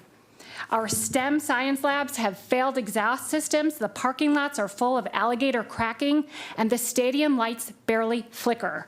This is what neglect looks like. and our teachers feel it. According to the 2025 MCPS High School Climate Survey, Wootton staff reported the lowest satisfaction levels in the entire county on 7 out of 15 questions. Wootton ranked dead last in staff perception of their work environment. Think about that. Some of the best educators in the state are working in the worst conditions. Yet through it all, our teachers, students, parents, caregivers keep showing up.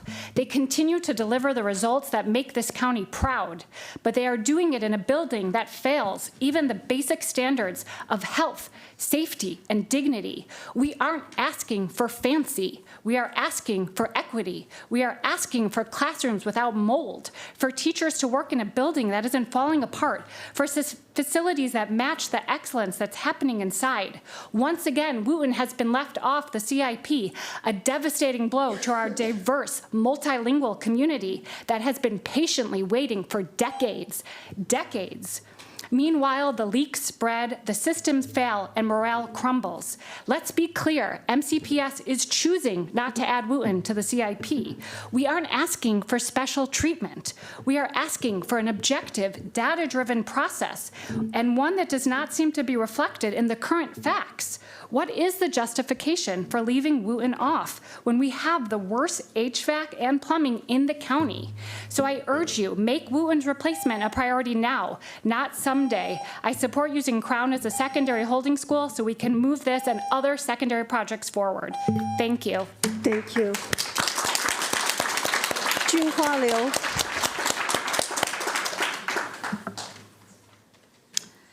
Good evening, board members and Dr. Taylor. My name is Junhua Liu. I am one of the Wootton Cluster Coordinator and a parent of 3 Wootton Patriots.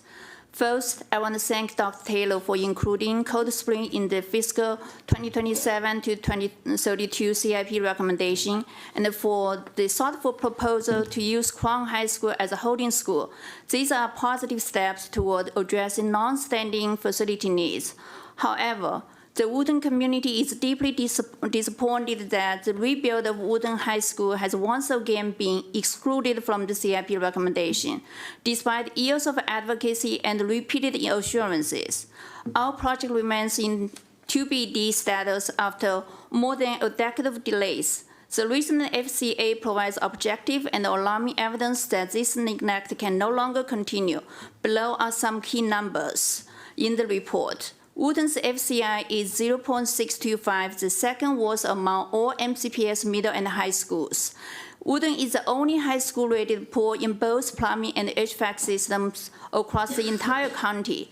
Identified 41 key findings for Wootton that scored 80 or higher for priority. Wootton had 11 immediate needs, while no other single school recommended for a capital improvement has more than 7. I want to just give an example how the students experience at Wootton every day. I'm sure every one of us had some experience when you need to go to the bathroom, you could not find a bathroom. That, unfortunately, I'm sure all of you guys know what's the feeling of that, but Wootton students are experiencing that every day. So think about that. Go home, think about that, and try yourself. That's just one example. And it is well known for Wootton students try all means avoid using the bathroom at schools. For my 2 older kids, they hold it. For my current senior son at Wootton, he could not. It is a big task for him to go to the bathroom every day. So those are not minor maintenance concerns. Those are symptoms of facility has reached the end of the functional life.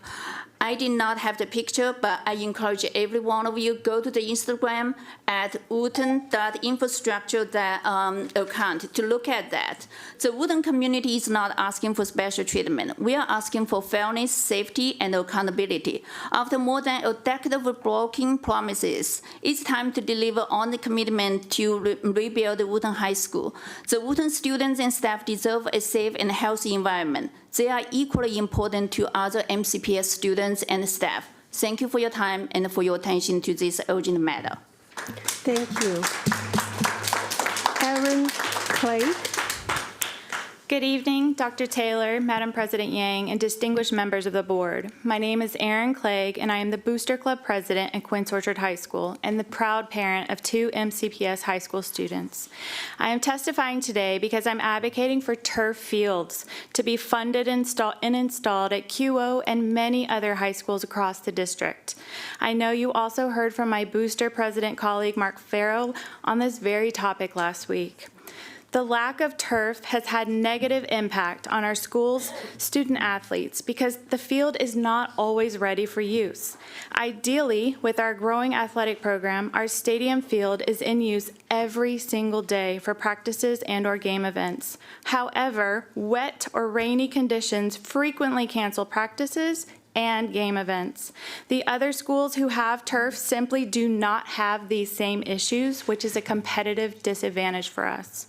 Last year, our QO girls lacrosse team had a home advantage, but because of rain, we had to play numerous playoff games at Gaithersburg High School.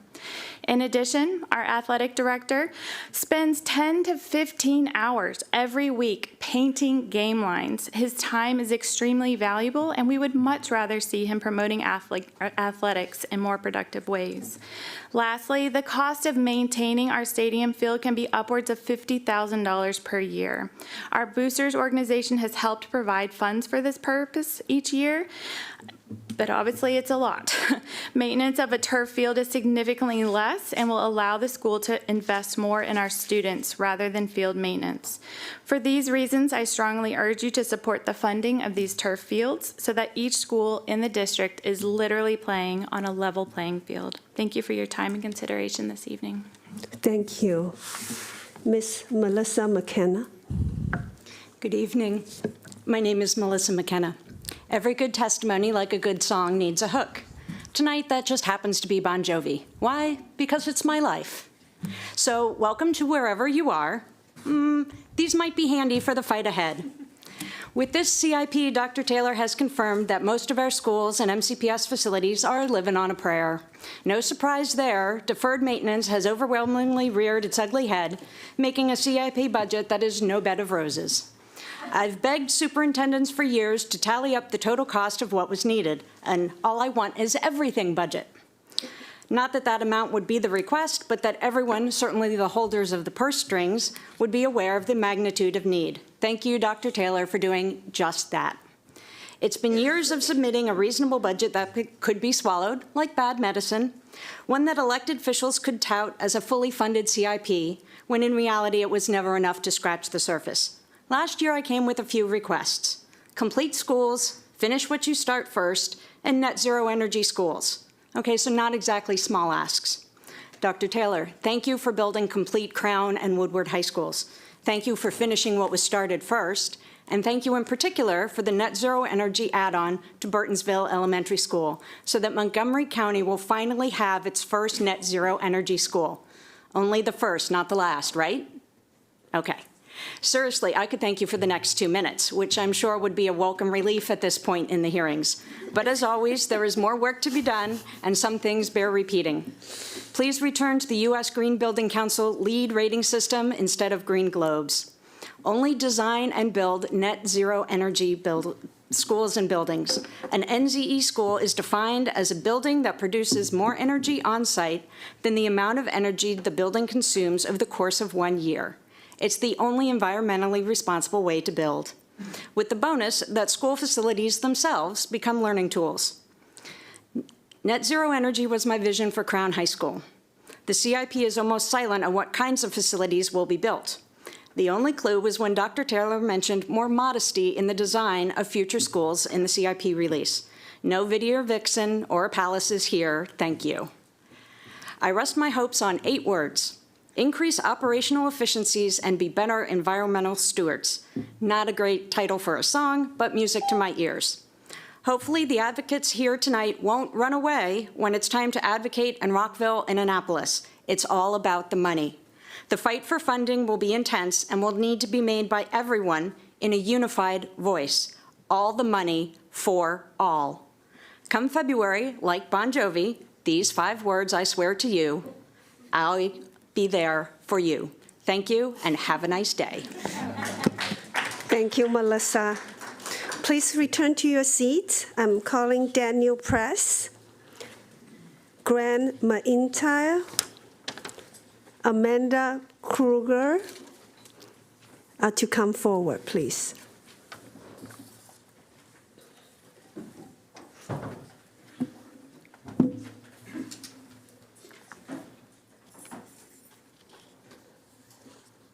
Mr. Press, thank you for waiting. You may proceed. Thank you. This one's going to be emotional tonight. My daughter, Elia Press, a beautiful, brilliant girl, 4th grader at Lakewood Elementary School, signed up to give testimony tonight, as did many people behind me from Wooten. How many people from Wooten Cluster gave testimony tonight during their student section? 0. It's very disappointing. She was so excited for this speech all week. We made her practice. She really felt like she was going to advocate for her friends. She mentioned friends that were here tonight, and she was denied. I very much respect the fact that Fields Road had 6 out of 9 people go, but there are 200 schools in Montgomery County. More schools should testify. More students should testify. I was going to give her my spot tonight, but it is a school night, and it is too late for her to go, so you have to deal with me. Apologies. Let's go. We're going to talk about facility condition assessments. Those are performed by an independent firm meant to examine schools and facilities built prior to 2023. I'm boring you with all of this. You've heard a lot of people talk about it. The scores are from 0 to 1. 1 is terrible. 0 is incredible. While higher FCI scores do usually correlate to poorer conditions, age and cost of repair weigh more heavily than actual condition. It likewise does not properly weigh the importance of systems. Things like landscaping and facade can impact score just as much as a poor roof or failing HVAC system. Thus, FCI alone is not telling. The FCA also offers something called Key Findings section, in which the most critical issues are identified. This priority score ranges from 0 to 100. The higher score is the higher priority. Key Findings paint a better picture of overall needs for a school because it weighs criticality and condition without regard for cost. When considering the FCA reports as a whole, there is no doubt that Wooten's need is greater than that of any school in the district. We can limit the comparisons to all schools that have been recommended for a CIP in this current budget. I've excluded Sims and Sligo Creek because of its unique posture and also strong desire to not be on the list. The remaining schools are Piney Branch, Burning Tree, Cold Spring, Highland View, Eastern, and Damascus. The FCA's only issued a total of 5 poor grades across these 6 schools, one of which is just a facade, Eastern. Wooten alone has 3 poor grades, 2 of which are critical systems, including plumbing and HVAC. Both Dr. Taylor and Mrs. Stewart indicated the importance of focusing on HVAC systems at the October 23rd meeting and the meeting tonight. But no school recommended for capital improvement has a poor grade for HVAC or plumbing. In fact, Highland View Elementary School just had its HVAC replaced in 2020. Yet it gets a full rebuild? Can Wooten have that one? It's 50 years younger. We'll take it. Key Findings paint an even more lopsided incongruity. If you take all the key findings scored 80 or higher from all 6 schools, you get an unfortunate number of 37. That is a lot for 6 schools. Wooten has 41. It has 41 by itself. Please address this. Thank you. Thank you. Grant McIntyre. Thank you for the opportunity to speak today. My name is Grant McIntyre. I'm the father of a 1st grader in the French immersion program at Sligo Creek Elementary School and a resident of the SCES Sims catchment area. I speak to encourage the board to rethink the hurried, arbitrary decision-making regarding the SCES Sims property and instead engage in a deliberate, transparent, and thorough process with all impacted community members. My daughter loves her school. She looks forward to walking, scooting, and biking there each day. She's excited to continue her French studies at Sims, just as her neighbors and community members did before her, and many children have done for decades. But the current proposal would see her and approximately 100 first graders in 4 different buildings in 4 years, a situation Ms. Montoya mentioned earlier. 4th in current SCES, 5th in a new SCES in a still undisclosed location, 6th in Sims, and 7th grade in a middle school to be named later, which, by the way, would be either right now Sligo or Eastern, both of which would be well above the recommended maximum student size for middle schools if this plan goes through. and no clear answer of where or whether she would be able to continue her French studies into middle school. She would also lose the ability to take the Purple Line with her friends to downtown Silver Spring when she's in middle school, after suffering years of construction delays and quality of life challenges. Further, the local community would lose a key centerpiece of the vibrant, walkable neighborhood in which we live to be replaced by an ever-changing population of students indefinitely. The rushed and opaque process leads to many questions, most of which have been unanswered or answered in only the vaguest sense. For example, is losing a middle school sustainable in the long term? Will this just lead to more overcrowding in our schools? Or in 10 years, will we just have to build another middle school? Are we making short-term decisions that will impact the population long-term? Will there be new zoning for elementary schools? If so, how will the board ensure preservation of the thriving and diverse community that is SCES? Will the new building take up already scarce green space in our urban corridor? There are many more unanswered questions. These are just a representative few. There is no doubt that SCES and SIMS are in deep need of replacements and repairs. By no means should the board view my comments as an excuse to avoid making those necessary and long-promised upgrades. But the current proposal and process is too much, too fast, and without proper consideration of or consultation with the impacted community. In my prepared testimony, I asked the board to pause, but hearing more tonight, that's the barest of minimums. We in Silver Spring don't have a mayor or city council people. We have only our community, and we should not be made to bear the burden of the county's needs at the cost of our community. Thank you. Thank you. MCPS TV, please play the, oh, sorry, Ms. Kruger, go ahead. Good evening. I'm Amanda Kluger, and I'm the PTA president at Bells Mill Elementary School, representing 235 PTA member families as well as our broader school community. I have a 4th grader at Bells Mill as well as a 6th grader at Cabin John at middle school who you met tonight. Bells Mill's CIP needs are minimal yet important, such as replacing mulch with rubber flooring on the special education playground, as well as a few security upgrades, including fencing, card readers, and security cameras. We are fortunate to be in a school with a relatively recent renovation, and we believe that all school communities deserve facilities they can be proud of and feel safe in. We strongly support using Crown High School as a holding school to benefit the 3 high schools in dire need of renovation. Should Dr. Taylor's proposal of using Crown as a holding school not come to fruition, I would be remiss in not bringing to you the concerns of our community over the proposed changes to our school's articulation. When the new boundary options were presented earlier this month, our PTA circulated a questionnaire to our school families and received 230 responses. Of those responses, our community was over 97% in favor of options C and D, which have all Bells Mill students attending Cabin John Middle School together. The overwhelming response to options A and B, which would split Bells Mill students between Cabin John and Hoover Middle School, were extremely unfavorable, with the overarching concern linked to transportation, walkability, and safety. Of the Churchill Cluster Elementary Schools, Bells Mill has the smallest physical geographic area, with both Bells Mill and Cabin John residing in the center of the Bells Mill boundary. From the Bells Mill front doors to the closest entrance point onto the Cabin John campus, the distance is only 0.1 miles. Additionally, almost 70% of Bells Mill students are walkers to Cabin John, and that number will increase with the addition of planned sidewalks. Therefore, it makes little sense to transition Bells Mill students who currently safely walk or bike to Cabin John to Hoover, as buses will be required. Last week, you heard from my fellow PTA board member regarding the inaccessibility of Hoover due to highly trafficked Tuckerman Lane. In addition to his previously mentioned concerns, I'd like to point out that there are no advanced green lights at the busy intersection Bells Mill students would need to use. Additionally, the lack of no right turn on red signs at that intersection fails to adhere to the Montgomery County Safe Streets Act of 2023. In 2022, the Montgomery County Planning Department found that a majority of residences within the Cabin John walk zone are accessible residences with comfortable access to Cabin John. On the other hand, many of these currently walkable residences would be deemed inaccessible or uncomfortable to Hoover.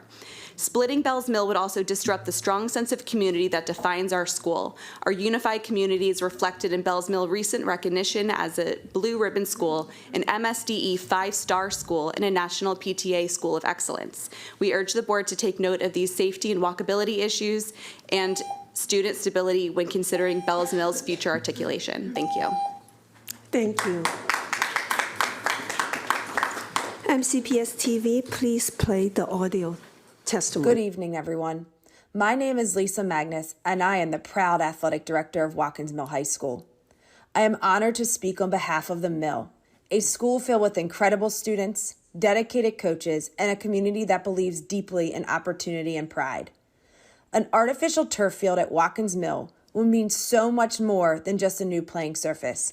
It would be a symbol of equity, access, and school spirit. Right now, our grass field often limits what we can do. Weather cancellations, muddy conditions, and safety concerns are a regular challenge. But with an artificial turf field, our students could practice and compete safely all year long. It would also allow our physical education classes and athletic programs to fully utilize the space every season, without worrying about field conditions or losing valuable practice time. An artificial turf field would help our student athletes stay safe, stay engaged, and take pride in where they play.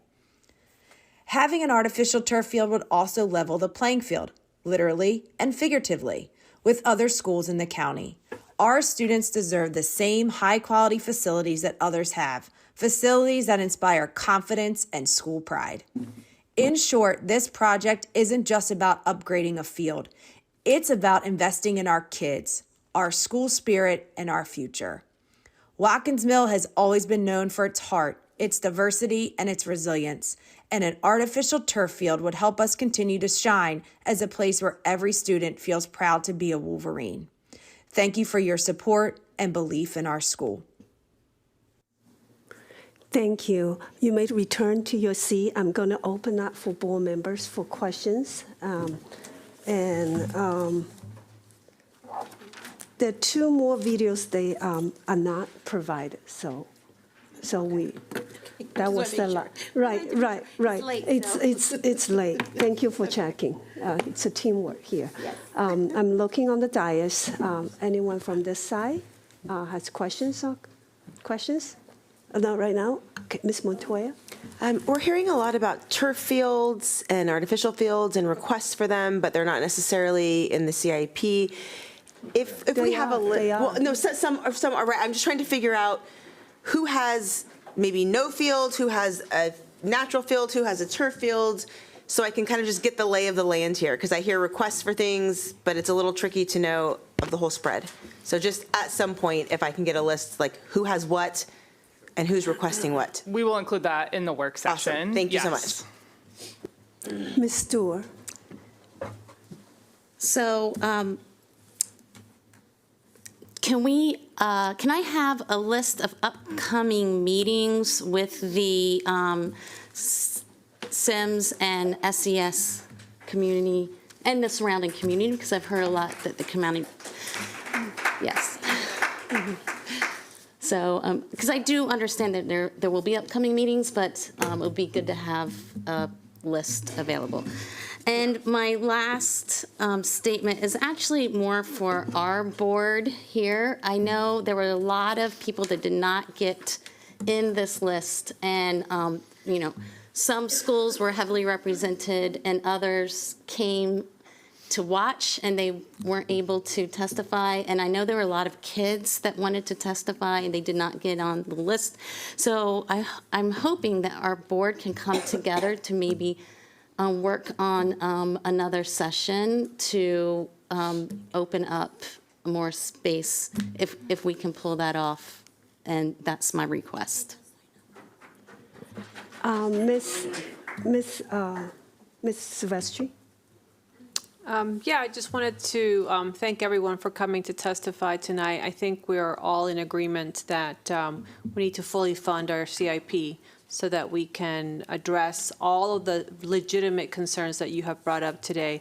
Believe me, the board wants to do it, and you said it. We have to make difficult decisions when the CIP is not fully funded. So I look forward to the next couple months as we work with our county council to get the full funding for our CIP so that we can make these necessary changes happen. Thank you for being here tonight. Mrs. Zimmerman. Thank you. I want to echo the same sentiments. Thank you so much for those of you that have come and stayed so long into the evening. It's really appreciated your advocacy. Similar to Ms. Stewart's request, I'd like to see a similar list for the Crown area, as they don't have a PTA yet. They're not a school yet. I'd like to know what engagement's going on there. Thank you. Ms. Rivera-Oven. Just very quickly, I just want to thank everybody who came and testified, including our young people. They can also send a video, I think, when we have our regular meetings. They can also use those spots. But just to piggyback on the request from Ms. Montoya, can you also put when were those turf fields put in, the age of it? And could you also put like when they're supposed to be replaced? Because we intend to spend a lot of money on things, and then, 25 years later, we still cannot paint our schools. So when we make these very heavy investments, it's also maintenance, right? And I think all that has to be taken into account, and longevity and long-term care, all that goes into it. And again, that's also, I had asked this a few times, and I know you guys are working on it. We still have the Center of Use for Public Facilities that uses our facilities. They use also, our turf fields. They use our schools and so on. And I'm just trying to get an idea of the compensation that comes to us. There is a compensation that comes to us, and how that is divided, right? Because it's a whole amount. It's not like it's like a whole amount that comes to us. I'm just trying to get an idea of how is that divided towards HVAC, towards maintenance of our fields, towards painting of our schools. If there is a formula that I think will be really helpful, and if it's comparable to of the usage that our schools are having. We will dig into that specifically during the work session. We've had extensive conversations. I had quite a lengthy conversation with ICB and CUSP today to continue to go over that. We are certainly getting compensated, but it is really covering just basic operating expenses just at a high level. Things like utility, building service, paying them, custodial supplies. It is not going to cover like a field replacement or a larger capital need. And I guess my question then is, again, to Dr. Taylor's point, those formulas that were worked out for compensation, how long has it been since they were revisited, right? Because about a year and a half was the last MOU that was signed. How many years? Yeah. And they actually just increased their rates July 1st. Oh, last year, Yeah. that's right. That's right. Yeah, but to Ms. Rivera-Oven's point, and I think that this is a good one, this is a delicate balancing point for our community because we want to make public use of our facilities available and affordable, but yet we have to go in eyes wide open knowing that any fee that is transmitted to the community use for public facilities does not cover the true cost of using the facility, that it is at a discount, and that down the road there are the buildup of maintenance costs that are incurred but never covered. And just the last thing I want to say on that is there are some facilities that are used 10 times or 20 times more Right, right. than It's others. not even. So it's not an even thing, and I think maybe we need to revisit that formula a little bit because if you have a school that is used, 70% of the time for public use, right? But it's the same formula of a school that is used only 10 times a year. There is really, it's not feasible. The money they're receiving, to be clear, that the schools receive directly is based on the hours. So if a school is used more than another school, they're getting compensated for that. But not. Yeah. Correct. Yeah, can you say that, But- Dr. Taylor Leiter? Yes, we are receiving compensation by the hour, but again, it is covering the operational costs, not the wear and facility, tear and yeah. Not the use and impact tear on of the- our Right, it's facilities. operational And that's what costs. I'm going with Yeah, this. I'm going about the use and tear of our facilities. Yeah, yeah. And that is, I think, a conversation, as much as it might not be a popular conversation, but I think it needs to happen, and we need to revisit that.